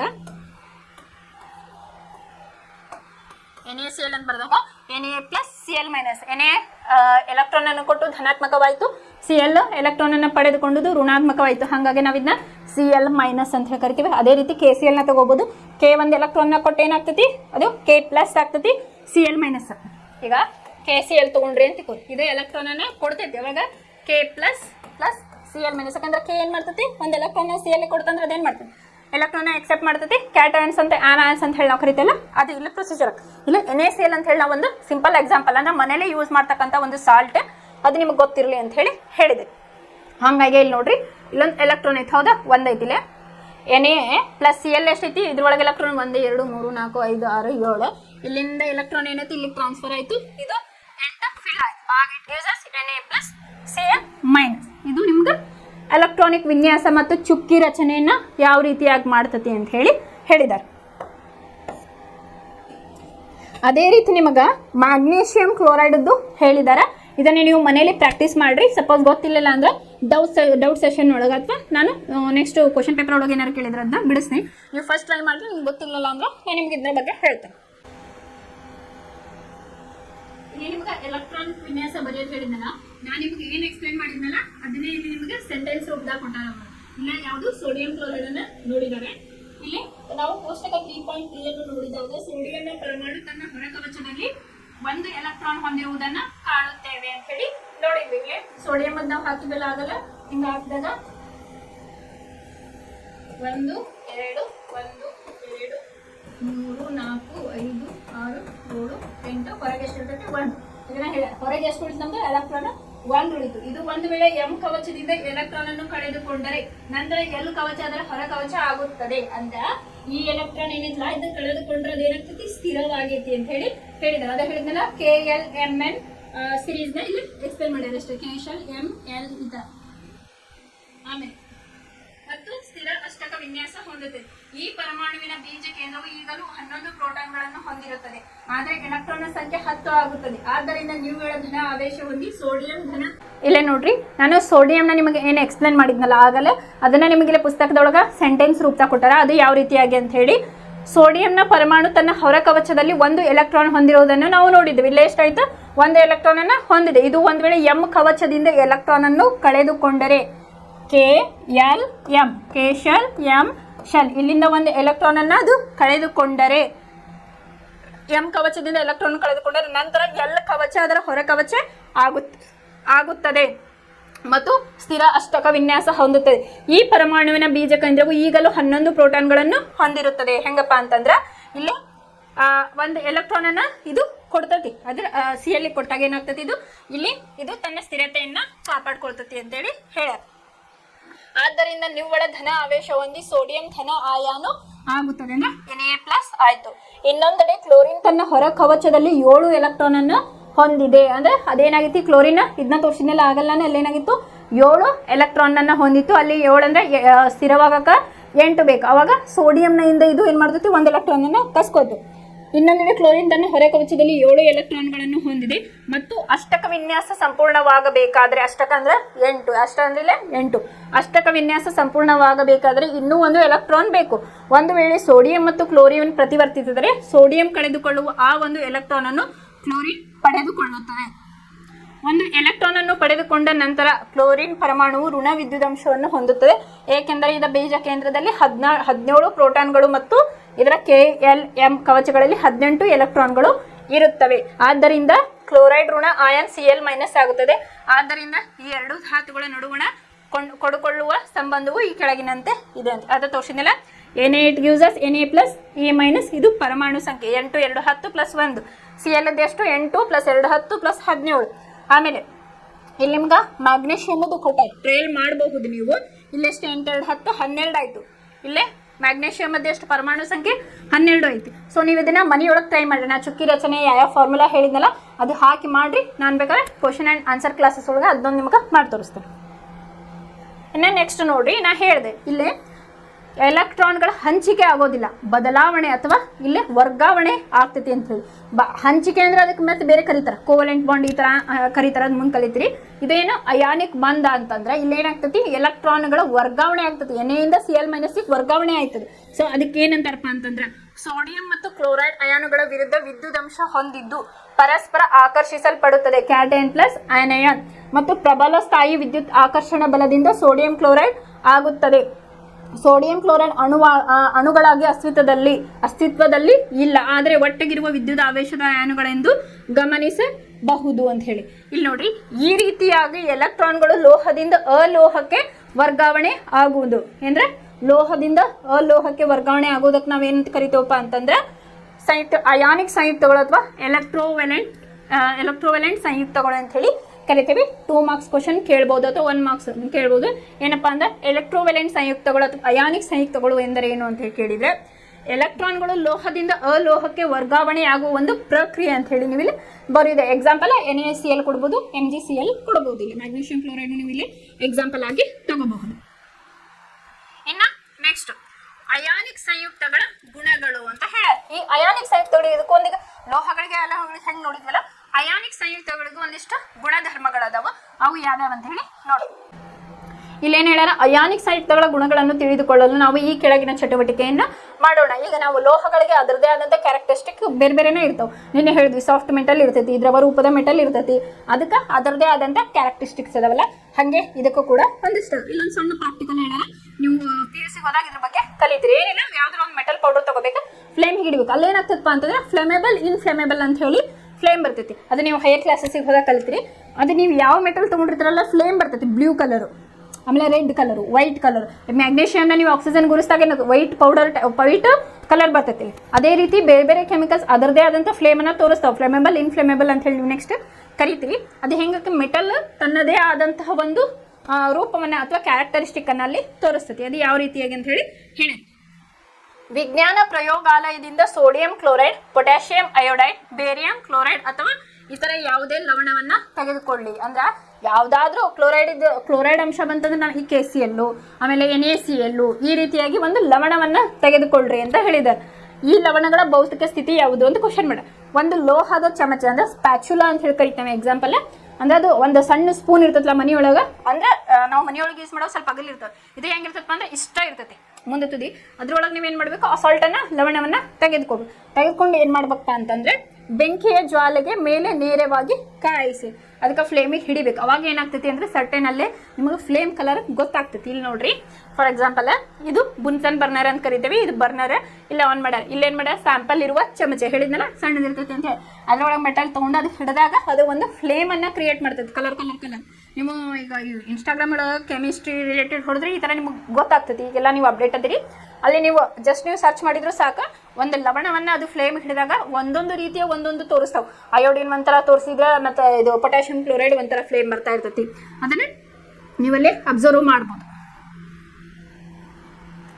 ಈ ಲವಣಗಳನ್ನು ನೀರು, ಪೆಟ್ರೋಲ್ ಮತ್ತು ಸೀಮೆ ಎಣ್ಣೆಯಲ್ಲಿ ವಿಲೀನಗೊಳಿಸಲು ಪ್ರಯತ್ನಿಸಿ ಅವು ವಿಲೀನಗೊಳ್ಳುವ ಅಂದ್ರೆ ಕರಗ್ತಾವ ಅಂತ ಹೇಳಿ ನೋಡ್ರಿ ಅಂತ ಹೇಳಿ ಹೇಳಿದ್ರು. ಚಿತ್ರ 3.8ರಲ್ಲಿ ತೋರಿಸಿರುವಂತೆ ಒಂದು ವಿದ್ಯುತ್ ಮಂಡಲ ರಚಿಸಿ ವಿದ್ಯುತ್ ದ್ವಾರಗಳನ್ನು ಯಾವುದಾದ್ರೂ ಒಂದು ಲವಣದ ದ್ರಾವಣದಲ್ಲಿ ಅದ್ದಿ ನೀವು ಏನನ್ನು ಗಮನಿಸಿದಿರಿ, ಇದೇ ರೀತಿಯಾಗಿ ಬೇರೆ ಲವಣಗಳನ್ನು ತೆಗೆದುಕೊಂಡು ಪರೀಕ್ಷಿಸಿ ಅಂತ ಹೇಳಿ ಹೇಳ್ಯಾರ. ಜಸ್ಟ್ ಇದು ನಿಮ್ಗೆ ಏನ್ ಆಗ್ಬೋದು ಅಂತ ಹೇಳಿ ತೋರಿಸ್ಯಾರ ಅಷ್ಟೇ. ಇಲ್ಲಿ ಕೆಲವು ಅಯಾನಿಕ್ ಸಂಯುಕ್ತಗಳ ಕರಗುವ ಬಿಂದು ಮತ್ತು ಕುದಿಯುವ ಬಿಂದು ಅಂತ ಹೇಳಿ ದ್ರವನ ಬಿಂದು ಅಂತಲೂ ಕರಿತೀವಿ. ಆಮೇಲೆ melting point and boiling point ಅಂತಲೂ ಹೇಳಿ ಕರಿತೀವಿ. ಇದನ್ನ ಒಂದಿಷ್ಟು ನಿಮಗೆ ಯಾವ್ದಂತಂದ್ರೆ ಲವಣಗಳ ಬಗ್ಗೆ ಇಲ್ಲೇ ಹೇಳಿದ ಅಯಾನಿಕ್ ಬಂದ ಹೇಳಿದ್ವಲ್ಲ ಎಲೆಕ್ಟ್ರಾನಿಕ್ ವಿನ್ಯಾಸ, ಆ ಬೇಸ್ ಮೇಲೆ ಒಂದಿಷ್ಟು ನಿಮ್ಗೆ ಕೊಟ್ಟಾರೆ. ಎಕ್ಸಾಂಪಲ್ ಯಾವ ನೋಡೋಣ ಈಗ. NaCl ಅಂದ್ರೆ sodium chloride, lithium chloride, calcium chloride, calcium oxide, magnesium chloride. ಈಗ ಫಾರ್ ಎಕ್ಸಾಂಪಲ್ ಸೋಡಿಯಂ ಕ್ಲೋರೈಡ್ ಇದ್ದ ಕರಗುವ ಬಿಂದು ಎಷ್ಟು 1074 ಕೆಲ್ವಿನ್, ಅದರದ ಕುದಿ ಬಂದು ಎಷ್ಟು 1686. ಲಿಥಿಯಂ ಕ್ಲೋರೈಡ್ ಇದ್ದು ಕರಗುವ ಬಂದು 887 ಮತ್ತು ಕುದಿಯುವ ಬಿಂದು 1600. ಆಮೇಲೆ ಕ್ಯಾಲ್ಸಿಯಂ ಕ್ಲೋರೈಡ್ 1045 ಕರಗುವ ಬಿಂದು, ಕುದಿಯುವ ಬಿಂದು 1900. ಕ್ಯಾಲ್ಸಿಯಂ ಆಕ್ಸೈಡ್ ಇದ್ದು 2850 ಕರಗುವ ಬಿಂದು, ಆಮೇಲೆ 3120 ಇದು ಕುದಿಯುವ ಬಿಂದು. ಆಮೇಲೆ ಮ್ಯಾಗ್ನೀಷಿಯಂ ಕ್ಲೋರೈಡ್ ಇದ್ದು ಕರಗುವ ಬಿಂದು 981, ಕುದಿಯುವ ಬಿಂದು 1685. ನೀವು PUC ಹೋದಾಗ ಏನ್ ಮಾಡ್ತಾರ ಅಂತಂದ್ರೆ, ಅಥವಾ ಡಿಗ್ರಿಗೆ ನೆಕ್ಸ್ಟ್ ನೀವು BSc ಯಾರಾದ್ರೂ ತಗೊಂಡ್ರ ಅಥವಾ PUC ಅವರೇ ಮಾಡಿ ನಿಮಗೆ ತೋರಿಸ್ತಿರ್ತಾರೆ. ಹೆಂಗಂದ್ರೆ ಒಂದ್ ಯಾವ್ದಾದ್ರು ತಗೋತಾರ ಸೋಡಿಯಂ ಕ್ಲೋರೈಡ್, ಅದು ನಿಮಗೆ ಹೇಳಂಗಿಲ್ಲ ಅವ್ರು ಇದ ಅಂತ ಹೇಳಿ. ಅಂದ್ರೆ ಇದ್ರದ್ದು ಮೆಲ್ಟಿಂಗ್ ಪಾಯಿಂಟ್ ಅಥವಾ ಬಾಯ್ಲಿಂಗ್ ಪಾಯಿಂಟ್, ಅದರ ಕರಗುವ ಬಿಂದು, ಕುದಿ ಬಿಂದು ಫೈಂಡ್ ಔಟ್ ಮಾಡ್ರಿ ಅಂತ ಹೇಳಿ. ಅದ್ರೊಳಗ ಒಂದು ನಿಮಗೆ ಅದು ಇದು ಮಾಡಕ್ ಕೊಡ್ತಾರೆ, ಒಂದು ನಿಮ್ಗೆ ಅಪಾರಿಟಸ್ ಇರ್ತೈತಿ ಯಾವ ರೀತಿ ಅಂತ ಹೇಳಿ, ಹೆಂಗೆ ಫೈಂಡ್ ಔಟ್ ಮಾಡ್ತಾರ ಅಂತ ಹೇಳಿ. ಅದ್ರೊಳಗೆ ಥರ್ಮೋಮೀಟರ್ ಇರ್ತೈತಿ. ಥರ್ಮೋಮೀಟರ್ ಮತ್ತು ಥರ್ಮೋಮೀಟರ್ ನಮ್ಗೆ ಗೊತ್ತಲ್ಲ, ಮರ್ಕ್ಯೂರಿ ಇರ್ತೈತಿ. ಅವಾಗ ನೀವು ಅದು ಯಾವ ಮೆಟಲ್ ಹಾಕ್ತಿರಲ್ಲ ಅದಕ್ಕೊಂದು ಪ್ರೊಸೀಜರ್ ಐತೆ. ಹೆಂಗಂತಂದ್ರೆ ಅದೊಂದು ಹಿಂಗೆ ಟ್ಯೂಬ್ ಟೈಪ್ ಇರ್ತೈತಿ, ಹಿಂಗೆ ಟೆಸ್ಟ್ ಟ್ಯೂಬ್ ಅಂತ, ಟೆಸ್ಟ್ ಟ್ಯೂಬ್ ಥರ ಸ್ವಲ್ಪ ಅಗಲಿರ್ತೈತಿ. ಅದನ್ನ ಏನು ಮಾಡ್ತಾರಪ್ಪ ಅಂತಂದ್ರೆ ಇದಕ್ಕೊಂದು ಥರ್ಮೋಮೀಟರ್ ಇರ್ತೈತಿ ಈ ರೀತಿಯಾಗಿ. ಇಲ್ಲಿ ತುದಿಗೆ ಏನಿರ್ತಪ್ಪ ಅಂತಂದ್ರೆ ಮರ್ಕ್ಯೂರಿ ಇರ್ತೈತಿ. ಇದಕ್ಕೆ ಏನು ಮಾಡ್ತಾರ ಅಂತಂದ್ರೆ ಒಂದು ಸಣ್ಣ ಟೆಸ್ಟ್ ಟ್ಯೂಬ್ ಬರ್ತಾವೆ T10 ಮೇಲೆ, ಅದಕ್ಕೆ ಏನು ಮಾಡ್ತಾರೆ, ಒಂದು ದಾರದ ಮೂಲಕ ಈ ರೀತಿಯಾಗಿ ಇಲ್ಲಿ ಏನು ಮಾಡ್ತಾರೆ ಗೊತ್ತಾ, ನೀವೇನು ಹಾಕ್ಬೇಕಂದ್ರೆ NaCl ಅದನ್ನೆಲ್ಲ ಇಲ್ಲೇ ಅದನ್ನ ಹಾಕಿ ಬಿಡ್ತಾರೆ. ಬಿಟ್ಟು ಏನು ಮಾಡ್ತಾರೆ, ಅದನ್ನ ಕುದಿಯುವ ಬಿಂದು ಅದೇನು ಫೈಂಡ್ ಔಟ್ ಮಾಡ್ತಾರಲ್ಲ ಅದಿಲ್ಲೇ ರೈಸ್ ಆದಾಗ, ಫಾರ್ ಎಕ್ಸಾಂಪಲ್ ನೀವು ಸೋಡಿಯಂ ಕ್ಲೋರೈಡ್ ಇದ್ದು ಕುದಿ ಬಿಂದು ಬಾಯ್ಲಿಂಗ್ ಪಾಯಿಂಟ್ ನಿಮಗೆ ಫೈಂಡ್ ಔಟ್ ಮಾಡ್ರಿ ಅಂದಾಗ ಅದೇನಾಗ್ತಪ್ಪ ಅಂದ್ರೆ ನೀವು ಅದು ಸಟ್ಟನ್ ಇದಕ್ಕೆ ಹೋಗಿ ನಿಲ್ತದ. ಫಾರ್ ಎಕ್ಸಾಂಪಲ್ 1686 ಅಂತ ಐತಿ, 1686ಗೆ ಹೋಗಿ ನಿಂತಾಗ ಗೊತ್ತಾಗ್ತದೆ ನಿಮಗೆ ಅದು ಯಾವುದು NaCl ಅಂತ ಹೇಳಿ ಗೊತ್ತಾಗ್ತದೆ. ಅದು ಎಕ್ಸ್ಪೆರಿಮೆಂಟ್ ಮಾಡಿನ ತೋರಿಸ್ತಾರೆ. ಅಂದರೆ ಇಲ್ಲಿ ಏನು ಮೆಟಲ್ ಹಾಕ್ತಿರ್ತಿಲ್ಲ ಅದು ರೈಸ್ ಆಗ್ತದೆ, ಅದ್ರ ಕುದಿಯೋ ಬಂದು ಎಷ್ಟೈತಲ್ಲ ಅಷ್ಟಕ್ಕೆ ಮಾತ್ರ ರೈಸ್ ಆಗ್ತದೆ. ಈಗ ಫಾರ್ ಎಕ್ಸಾಂಪಲ್ 1686, 1200ಕ್ಕೆ ಆಗಲ್ಲ, ಅದು ಮೋರ್ ಆರ್ ಲೆಸ್ 1686 ನಿಯರ್ಗೆ ಅದು ಆಗ್ತೈತಿ. ಇದನ್ನು ನಿಮಗೆ melting point and boiling point ಅಂತ ಹೇಳಿ ನಿಮ್ಗೆ ಫೈಂಡ್ ಔಟ್ ಮಾಡಕ್ಕೆ ಹೇಳ್ತಾರೆ. ಅವಾಗ ನಿಮ್ಗೆ ಇದು ಗೊತ್ತಾಗ್ತೈತಿ. ಅಂದರೆ ಏನಪ್ಪ ಅಂತಂದ್ರೆ ಅದರದ್ದೇ ಆದಂಥ ಒಂದು ಈಗ ವಾಟ್ರಿಗೆ 100 ಡಿಗ್ರಿ ಸೆಲ್ಸಿಯಸ್ ಅಂತ ನಾವು ಹೇಳ್ತಿರ್ತೀವಿ. ಈ ಅದು ಅಲ್ಲಿವರೆಗೂ ಬರೀ ಮಟ್ಟ ಕುದಿಯಂಗಿಲ್ಲ, ಅದಾದ್ಮೇಲೆ ಏನಾಗ್ತೈತಿ ಕುದಿಯಕ್ಕೆ ಸ್ಟಾರ್ಟ್ ಆಗ್ತದೆ. ಸೊ ಅದೇ ರೀತಿ ಅದರದ್ದೇ ಆದ ಮೆಟಲ್ಗೆ ಏನು ಒಂದು ಕುದಿಯೋ ಬಿಂದು ಇರ್ತದೋ ಅದು ಟೆಂಪ್ರೇಚರ್ ರೀಚ್ ಆದಾಗ ಮಾತ್ರ ಅದು ಕುದಿತಾ ಇರ್ತೈತಿ ಅಂತ, ಕುದಿಯೋಕೆ ಸ್ಟಾರ್ಟ್ ಆಗ್ತೈತಿ. ಅವಾಗ ಅದನ್ನ ನಂಬರನ್ನು ತಗೋತಾರೆ, ಎಷ್ಟು ಇದಕ್ಕದು ಕುದಿಯೋ ಬಿಂದು ಬಂತು ಅಂತ ಹೇಳಿ ಹೇಳ್ತಾರೆ. ಅಯಾನಿಕ್ ಸಂಯುಕ್ತಗಳ ಈ ಕೆಳಗಿನ ಸಾಮಾನ್ಯ ಗುಣಲಕ್ಷಣಗಳು ಅಂತ ಹೇಳಿ ಹೇಳ್ಯಾರ. ಮೊದಲನೇದು ಭೌತ ಸ್ಥಿತಿ, ಎರಡನೇದು ಕರಗುವ ಮತ್ತು ಕುದಿ ಬಿಂದುಗಳು, ಆಮೇಲೆ ಮೂರನೇದು ವಿಲೀನತೆ, ನಾಲ್ಕನೇದು ವಿದ್ಯುತ್ ವಾಹಕತೆ. ಇವನ್ನ ನೋಡೋಣ. ಮೊದಲನೇದು ಭೌತ ಸ್ಥಿತಿ. ಅಯಾನಿಕ ಸಂಯುಕ್ತಗಳು ಘನ ವಸ್ತುಗಳಾಗಿರುತ್ತವೆ. ಏನು ಅಯಾನಿಕ ಸಂಯುಕ್ತಗಳು ಘನ ವಸ್ತುಗಳಾಗಿದ್ದು ಧನ ಮತ್ತು ಋಣ ಆಯಾನುಗಳ ನಡುವೆ ಇರುವ ಪ್ರಬಲ ಆಕರ್ಷಣೆ ಬಲದಿಂದಾಗಿ ಸ್ವಲ್ಪ ಮಟ್ಟಿಗೆ ಕಠಿಣವಾಗಿರುತ್ತದೆ. ಈ ಸಂಯುಕ್ತಗಳು ಸಾಮಾನ್ಯವಾಗಿ ಬಿದುರವಾಗಿದ್ದು ಒತ್ತಡವನ್ನು ಹಾಕಿದಾಗ ಪುಡಿಯಾಗುತ್ತವೆ. ಎಕ್ಸಾಂಪಲ್ ಏನು? Sodium chloride. ಅಡುಗೆ ಉಪ್ಪನ್ನು ನೀವು ತಗೋಬಹುದು. ಇಲ್ಲೇನಪ್ಪ ಅಂತಂದ್ರೆ ಅಯಾನಿಕ್ ಸಂಯುಕ್ತಗಳು ಘನವಸ್ತು ಆಮೇಲೆ ಅವೇನು Na+Cl- ಅಟ್ರಾಕ್ಷನ್ ಅನ್ನು ಹೊಂದಿರ್ತಾವೆ. ಕ್ಯಾಟಯನ್ ಯಾನಯನನ್ನು ಹೊಂದಿರ್ತಾವೆ. ಆಮೇಲೆ ಅದನ್ನ ಏನಾಗ್ತೈತಿ? ಪುಡಿ ಮಾಡಿದಾಗ ಏನಾಗ್ತೈತಿ? ಉದುರ್ತೈತಿಲ್ಲ, ಅದು ಪೌಡರ್. ಸೊ ಅದು ಭೌತ ಸ್ಥಿತಿಯ ಒಂದು ಗುಣ ಅಂತ ನೀವು ಲ್ಯಾಬಲ್ಲಿ ನೋಡ್ಬೋದು. ಸೋಡಿಯಂ ಕ್ಲೋರೈಡ್ ಆಗಿರ್ಬೋದು, KCl ಆಗಿರ್ಬೋದು, ಸ್ವಲ್ಪ ನೀವು ರಬ್ ಮಾಡಿರೋದು ಪುಡಿ ಆಗ್ತೈತೆ. ಅಥವಾ ಹಿಂಗೆ ಒಂದು ಇದು ಬರ್ತದೆ ಚೈನಾ ಡಿಶ್ ಅಂತ ಹೇಳಿ, ಅದನ್ನು ನೀವು ಜಸ್ಟ್ ಅದ್ರೊಳಗೆ ಹಾಕಿ ರಬ್ ಮಾಡಿದಾಗ ಅದು ಪೌಡರ್ ಆಗ್ತೈತಿ. ನೆಕ್ಸ್ಟ್ ಕರಗುವ ಮತ್ತು ಕುದಿ ಬಿಂದುಗಳು. ಈಗಾಗಲೇ ನಾನು ಇದ್ರ ಬಗ್ಗೆ ಎಕ್ಸ್ಪ್ಲೇನ್ ಮಾಡಿದೆ. ಅಯಾನಿಕ ಸಂಯುಕ್ತಗಳು ಹೆಚ್ಚಿನ ಕರಗುವ ಬಿಂದು ಮತ್ತು ಕುದಿ ಬಿಂದುಗಳನ್ನು ಹೊಂದಿದೆ, ಏಕೆಂದರೆ ಅಣುಗಳ ನಡುವಿನ ಪ್ರಬಲ ಅಯಾನಿಕ್ ಬಂಧವನ್ನು ಒಡೆಯಲು ಹೆಚ್ಚಿನ ಶಕ್ತಿ ಬೇಕಾಗುತ್ತೆ. ಹೊಡಿಬೇಕಂತಂದ್ರೆ ಏನು? ಅಯಾನಿಕ್ ಬಂಧ ಐತಿ ಅಂತ ಹೇಳಿದೆ, ಅದು ಹೊಡಿಬೇಕಂತಂದ್ರೆ ಹೆಚ್ಚಿನ ಒಂದು ಶಕ್ತಿ ಬೇಕಾಗ್ತದೆ. ಹಾಗಾಗಿ ಅದರದ್ದು ಕರಗುವ ಬಿಂದು ಮತ್ತು ಕುದಿ ಬಿಂದುಗಳು ಅವು ಹೆಚ್ಚಿನದಾಗಿ ಇರುತ್ತವೆ ಅಂತ ಹೇಳಿ. ಇನ್ನು ವಿಲೀನತೆ. ಅಯಾನಿಕ್ ಸಂಯುಕ್ತಗಳು ಸಾಮಾನ್ಯವಾಗಿ ನೀರಿನಲ್ಲಿ ವಿಲೀನವಾಗುತ್ತವೆ ಮತ್ತು ಸಾವಯವ ದ್ರಾವಕಗಳಾದ ಸೀಮೆಎಣ್ಣೆ, ಪೆಟ್ರೋಲ್ ಇತ್ಯಾದಿಗಳಲ್ಲಿ ವಿಲೀನಗೊಳ್ಳುವುದಿಲ್ಲ. ಈಗ ಉಪ್ಪು ಅದೇನಾಗ್ತದೆ? ನೀರಿನಲ್ಲಿ ಕರಗ್ತದೆ. KCl ತಗೊಳ್ರಿ, ಅದು ನೀರು ಹಾಕಿದ್ರೆ ಕರಗ್ತದೆ. ಸೊ ಅದೇ ನೀವು ಪೆಟ್ರೋಲಿಯಂ ಒಳಗೆ ಹಾಕಿದ್ರೆ, ಸೀಮೆ ಎಣ್ಣೆ ಒಳಗೆ ಹಾಕಿದ್ರೆ ಅದು ಕರಗೋದಿಲ್ಲ. ಇದು ಬೇಕಾದ್ರೆ ನೀವು ಟ್ರೈ ಮಾಡ್ಬೋದು. ಹಾಗಾಗಿ ನಿಮ್ಗೆ ಇಲ್ಲಿ ಅವ್ರು ಏನು ಮಾಡಿದ್ರು? ಕ್ವಶನ್ ಅನ್ನ ಕೇಳಿದ್ರು. ಏನಪ್ಪಾ ಅಂತಂದ್ರೆ ಇಲ್ಲ ಈ ಲವಣಗಳನ್ನು ನೀರು ಮತ್ತು ಪೆಟ್ರೋಲ್ ಮತ್ತು ಸೀಮೆ ಎಣ್ಣೆಯಲ್ಲಿ ವಿನಿಲಗೊಳಿಸಲು ಪ್ರಯತ್ನಿಸಿ. ನೀರೊಳಗೆ ಈಸಿಯಾಗಿ ರಿಯಾಕ್ಟ್ ಆಗ್ತಾವೆ, ಬಟ್ ಸೀಮೆ ಎಣ್ಣೆ ಒಳಗೋದು ಡೈಲ್ಯೂಟ್ ಆಗೋದಿಲ್ಲ. ಆಮೇಲೆ ನೆಕ್ಸ್ಟ್ ವಿದ್ಯುತ್ ವಾಹಕತೆ. ಒಂದು ದ್ರಾವಣದ ಮೂಲಕ ವಿದ್ಯುತ್ತಿನ ಹರಿಯುವಿಕೆಯು ವಿದ್ಯುತ್ ಅಂಶ ಪೂರಿತ ಕಣಗಳ ಚಲನೆಯನ್ನು ಒಳಗೊಂಡಿದೆ. ಅಯಾನಿಕ್ ಸಂಯುಕ್ತದ ಜಲೀಯ ದ್ರಾವಣವು ಅಯಾನುಗಳನ್ನು ಹೊಂದಿದ್ದು ದ್ರಾವಣದ ಮೂಲಕ ವಿದ್ಯುತ್ ಹಾಯಿಸಿದಾಗ ಅವು ವಿರುದ್ಧ ವಿದ್ಯುದ್ವಾಹಗಳ ಕಡೆ ಚಲಿಸುತ್ತದೆ. ಘನಸ್ಥಿತಿಯಲ್ಲಿ ಅಯಾನಿಕ ಸಂಯುಕ್ತಗಳು ತಮ್ಮ ಮೂಲಕ ವಿದ್ಯುತ್ ಹರಿಯಲು ಬಿಡುವುದಿಲ್ಲ. ಕ್ಯಾಟಯನ್ಸ್ ಅಂಡ್ ಆನಿಯನ್ಸ್ ಇದ್ರ ಬಗ್ಗೆ ನಾವು ಆಲ್ರೆಡಿ ಕಲ್ತೇವೆ. ಹೆಂಗೆ? Negative charges attract to positive, positive charges attract to negative, ಆ ರೀತಿಯಾಗಿ.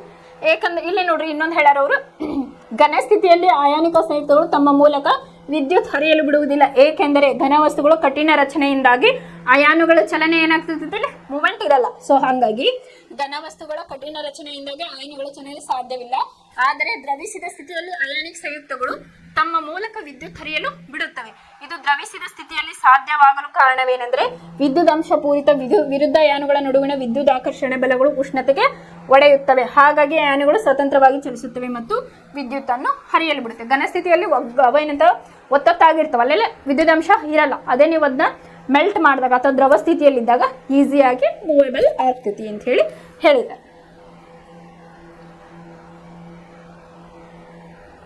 ಇನ್ನ ಲೋಹಗಳ ದೊರೆಯುವಿಕೆ. ನೆಕ್ಸ್ಟ್ ಕಾನ್ಸೆಪ್ಟ್ ಏನು? ಲೋಹಗಳ ದೊರೆಯುವಿಕೆ. ಆಮೇಲೆ ನೆಕ್ಸ್ಟ್ ಲೋಹೋದ್ಧರಣ ಅಂತ ಹೇಳಿ ಬರ್ತೈತಿ. ಲೋಹಗಳ ದೊರೆಯುವಿಕೆ ಅಂದ್ರೆ ಏನಪ್ಪಾ ಅಂತಂದ್ರೆ, ಈಗ ಎಲ್ಲ ಲೋಹಗಳು ನಮಗೆ ಪ್ಯೂರ್ ಫಾರ್ಮ್ ಒಳಗೆ ಸಿಗಂಗಿಲ್ಲ. ಹೆಂಗಂತಂದ್ರೆ ಈಗ ಬಳ್ಳಾರಿ ತಗೋರಿ, ಇವಾಗ ಗಣಿಗಾರಿಕೆ ಪ್ರದೇಶಗಳು ಏನದಾವಲ್ಲ ಅದೇ ಹೆಂಗೆ ಸಾಯಿಲ್ ರೂಪದಾಗಿರ್ತೈತೆ. ಅದನ್ನ ಏನು ಮಾಡ್ತಾರೆ? ಸರ್ಟೆನ್ ಪ್ರೊಸೀಜರ್ ಮಾಡಿದಾಗ ನಿಮಗಲ್ಲೇ ಮೈನಿಂಗ್ ಅಂತ ಹೇಳಿ ಏನು ಕರಿತಾರೆ, ಗಣಿಗಾರಿಕೆ ಮಾಡಿದಾಗ ನಮಗಲ್ಲೇ ಲೋಹಗಳು ಸಿಗ್ತಾವೆ. ಅದಕ್ಕೆ ಇಲ್ಲಿ ಲೋಹಗಳು ಹೆಂಗೆ ದೊರೀತಾವೆ ಅಂತ ಹೇಳಿ ಹೇಳ. ಭೂತಗಟೆಯ ಲೋಹಗಳ ಪ್ರಮುಖ ಆಕಾರವಾಗಿದೆ. ಭೂಮಿಯೊಳಗೆ ನಮಗೇನು ಲೋಹಗಳು ಈಸಿಯಾಗಿ ಸಿಗುತ್ತಾವು. ಸಮುದ್ರದಲ್ಲೂ ಕೂಡ ಸೋಡಿಯಂ ಕ್ಲೋರೈಡ್, ಮ್ಯಾಗ್ನೀಷಿಯಂ ಕ್ಲೋರೈಡ್ ಇತ್ಯಾದಿಗಳಂತ ವಿಲೀನಗೊಂಡ ಲವಣ ನಮ್ಗೆ ಉಪ್ಪೆಲ್ಲಿಂದ ಸಿಗ್ತದೆ? ಸಮುದ್ರಗಳಿಂದ ಸಿಗ್ತೈತಿ. ಅದನ್ನ ಡೈರೆಕ್ಟ್ ತರೋಂಗಿಲ್ಲ, ಅದರದ್ದೇ ಆದಂಥ ಪ್ರೊಸೀಜರ್ ಅಂದ್ರೆ ಲೋಹೋದ್ಧರಣ ಅಂತ ಹೇಳಿ ನಾವು ಕರಿತೇವೆ. ಅದನ್ನ ಪ್ರೊಸೀಜರ್ ಮಾಡಿ ಏನು ಮಾಡ್ತಿರ್ತಾರಪ್ಪ ಅಂತಂದ್ರೆ ನಿಮ್ಗೆ ಉಪ್ಪನ್ನ ಒದಗಿಸ್ತಿರ್ತಾರೆ.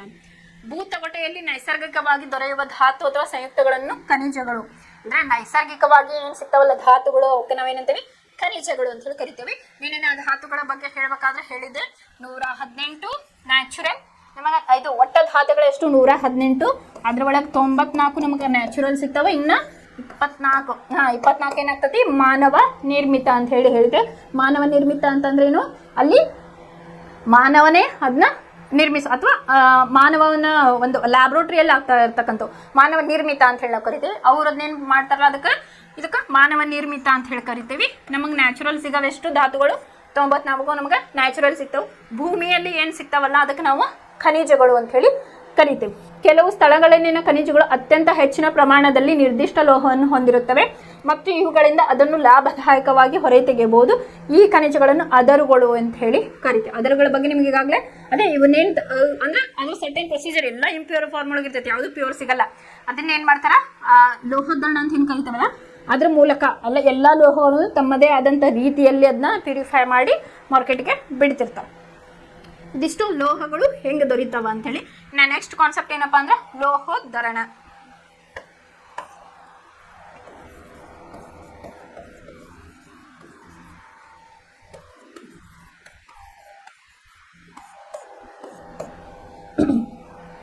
ಏನಿದು ಲೋಹೋದ್ಧರಣ ಅಂತಂದ್ರೆ ಈ ಲೋಹಗಳು ಏನು ಸಿಗ್ತಾವಲ್ಲ ಅದನ್ನು ಶುದ್ಧವಾಗಿ ಮಾಡೋದಕ್ಕೆ ನಾವೇನಂತೀವಿ ಲೋಹೋದ್ಧರಣ ಅಂತ ಹೇಳಿ ಕರಿತೀವಿ.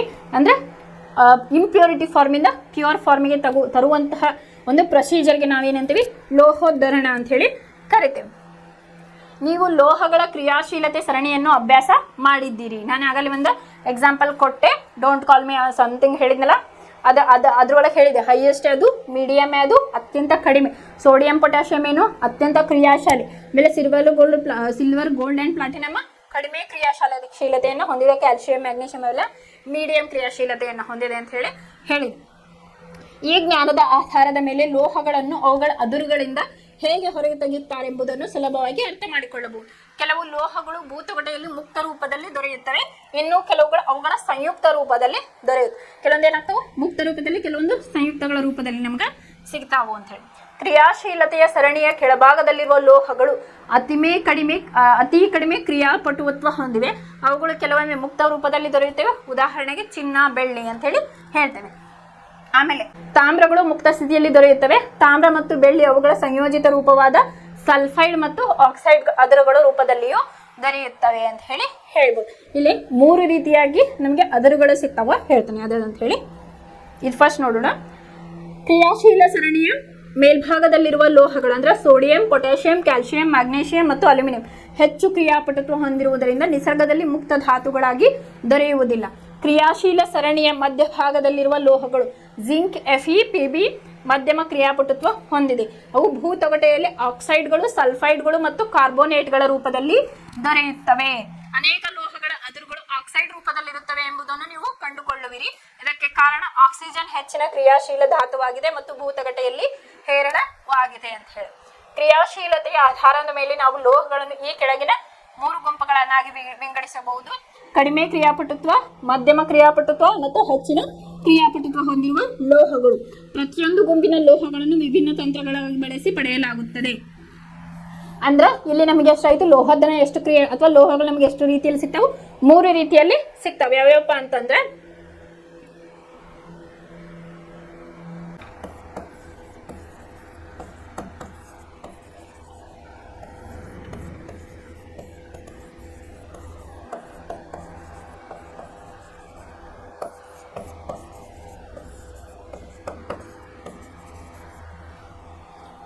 ಇಲ್ಲಿ ಲೋಹಗಳು ಏನದವಲ್ಲ ನಮಗೆ 3 ರೀತಿಯಲ್ಲಿ ಸಿಗ್ತವೆ. ಯಾವ್ದಾವಪ್ಪ ಅಂದ್ರೆ ಆಕ್ಸೈಡ್ ರೂಪದಲ್ಲಿ, ಕಾರ್ಬೋನೈಟ್ ರೂಪದಲ್ಲಿ ಮತ್ತು ಸಲ್ಫೈಡ್ ರೂಪದಲ್ಲಿ ಸಿಗ್ತಾವ ಅಂತ ಹೇಳ್ತೇವೆ. ಇಲ್ಲೇ ಕಾರ್ಬೋನೇಟ್ ಮತ್ತು ಸಲ್ಫೈಡ್ ರೂಪದಲ್ಲಿ ಏನು ಸಿಗ್ತಾವಲ್ಲ ಅವು ಕಲ್ಮಶದಿಂದ ಕೂಡಿರ್ತಾವೆ. ಅತ್ಯಂತ ಪ್ಯೂರಿಟಿ ಕಮ್ಮಿ ಇರ್ತದೆ ಅಂತ ಹೇಳ್ಬೋದು. ಕಲ್ಮಶದಿಂದ ಕೂಡಿರ್ತಾವೆ ಕಾರ್ಬೋನೇಟ್ ಮತ್ತು ಸಲ್ಫೈಡ್. ಈ ಥರ ಇದ್ದಾಗ ಏನು ಮಾಡ್ಬೇಕಂತಂದ್ರೆ ಅದನ್ನ ಫಸ್ಟ್ ಆಕ್ಸೈಡಿಗೆ ಕನ್ವರ್ಟ್ ಮಾಡ್ಬೇಕು ನಾವು. ಈ ಆಕ್ಸೈಡ್ ಒಳಗೆ ಏನು ಇಂಪ್ಯೂರಿಟಿ ಇರಂಗಿಲ್ಲ ಅಂತ ನಂಗಿಲ್ಲ, ಇರ್ತೈತಿ. ಇವಕ್ಕೆ ಕಂಪೇರ್ ಮಾಡಿದ್ರೆ ಕಡಿಮೆ ಇರ್ತೈತಿ. ಅಲ್ಲಿ ವಿದ್ಯುತ್ ವಿಭಜನೆ ಮಾಡಿದ್ರೆ ಸಾಕು ಆಕ್ಸೈಡನ್ನು, ಅವಾಗ ನಮ್ಗೆ ಪ್ಯೂರ್ ಲೋಹ ಸಿಕ್ಬಿಡ್ತೈತಿ. ಬಟ್ ಕಾರ್ಬೋನೇಟ್, ಸಲ್ಫೈಡ್ ರೂಪದಾಗ ಏನು ಸಿಗ್ತಾವಲ್ಲ ನಮಗವು ಅವು ಏನಾಗಿರ್ತಾವೆ ಇಂಪ್ಯೂರಿಟಿಯಿಂದ ಜಾಸ್ತಿ ಕೂಡಿರ್ತಾವೆ. ಸೊ ಅದನ್ನ ಏನು ಮಾಡ್ತಾರೆ ಶುದ್ಧೀಕರಣವನ್ನು ಮಾಡ್ತಾರೆ. ಅದು ಯಾವ ರೀತಿಯಾಗಿ ಪ್ರೊಸೆಸ್ ಇರ್ತೈತಿ ಅಂತ ಹೇಳಿ ನಾನು ನಿಮ್ಗೊಂದು ಫ್ಲೋ ಚಾರ್ಟ್ ಹಾಕ್ತೀನಿ.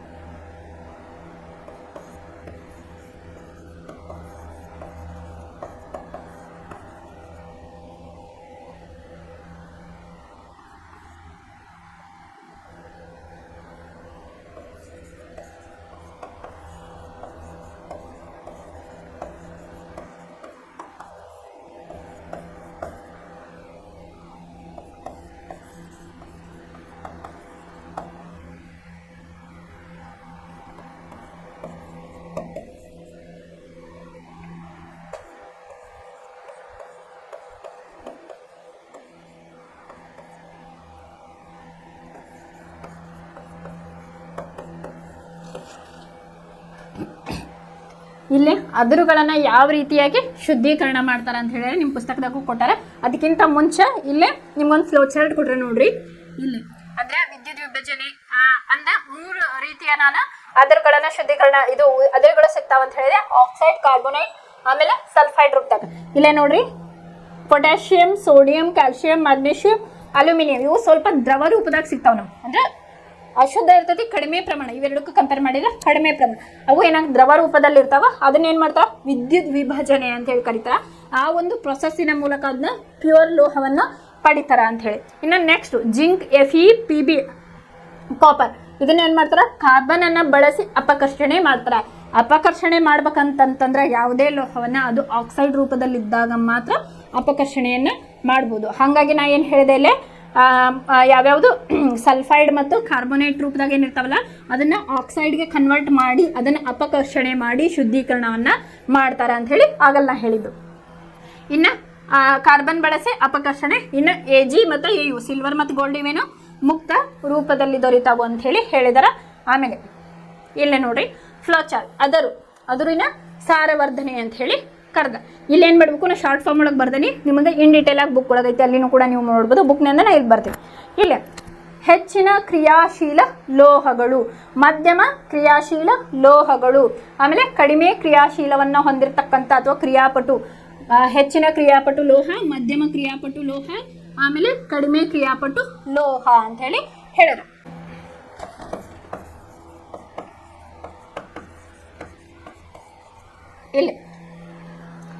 ಇಲ್ಲಿ ಫಸ್ಟ್ 3 ರೀತಿಯ ನೋಡಿದ್ವಿ.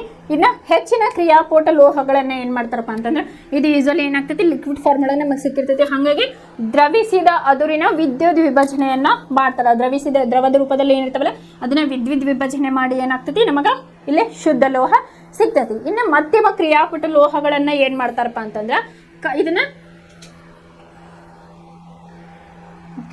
ಮಧ್ಯಮ ಕ್ರಿಯಾಶೀಲ ಲೋಹ ಅಂತ ಹೇಳಿದೆ. ಇಲ್ಲೇನು ಕಾರ್ಬೋನೇಟ್ ಮತ್ತು ಸಲ್ಫೇಟ್ ರೂಪದಲ್ಲಿ ನಾನು ಶಾರ್ಟ್ ಫಾರ್ಮ್ ಒಳಗೆ ಬರ್ತೀನಿ. ಕಾರ್ಬೋನೇಟ್ ಮತ್ತು ಸಲ್ಫೇಟ್ ರೂಪದಾಗಿರ್ತಾವೆ. ಇದನ್ನ ಏನು ಮಾಡ್ತಾರಪ್ಪ ಅಂತಂದ್ರೆ ಇಲ್ಲಿ ನಿಮಗೆ ತಿಳಿಲಿಲ್ಲ ಅಂದ್ರೆ ಬುಕ್ನ ನೋಡಿ. ಫಸ್ಟ್ ಕಾಯಿಸಿ ಏನು ಮಾಡ್ತಾರೆ ಅದು ಲೋಹದ ಆಕ್ಸೈಡ್ ಆಗಿ ಕನ್ವರ್ಟ್ ಮಾಡ್ತಾರೆ. ಲೋಹದ ಆಕ್ಸೈಡ್ ಮಾಡಿದಾಗ ಲೋಹದ ಅಪಕರ್ಷಣೆ ಮಾಡಕ್ಕೆ ಈಸಿ ಆಗ್ತೈತಿ.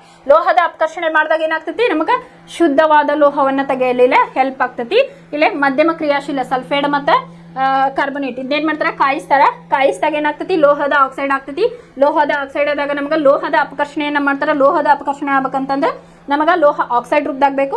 ಅವಾಗ ಏನಾಗ್ತದೆ ನಿಮಗೆ ಶುದ್ಧ ಲೋಹ ಇಲ್ಲೇ ಒದಗ್ತೈತಿ. ಇನ್ನು ಕಡಿಮೆ ಇಲ್ಲೇ ಸಲ್ಫೈಡ್ ನೋಡ್ರಿ. ಸಲ್ಫೈಡ್ ಅದನ್ನ ಹುರಿದಾಗ ಏನಾಗ್ತೈತಿ ಅದು ಹುರಿಯುವಿಕೆ ಮಾಡ್ತಾರೆ. ಹುರಿಯುವಿಕೆ ಆದಾಗ ಸೇಮ್ ಇದನ್ನು ಕೂಡ ಆಕ್ಸೈಡ್ ಕನ್ವರ್ಟ್ ಮಾಡ್ತಾರೆ. ಆಕ್ಸೈಡ್ ಕನ್ವರ್ಟ್ ಮಾಡಿ ಅದನ್ನ ಶುದ್ಧ ಲೋಹದಿಂದ ನಿಮಗೆ ಅದನ್ನ ಕೊಡ್ತಾರೆ. ಇನ್ನು ಕಡಿಮೆ ಕ್ರಿಯಾಪಟು ಅಂದ್ರೆ ಲೋಹ ಇರ್ತೈತಿ ಅದನ್ನ ಏನ್ ಮಾಡ್ತಾರೆ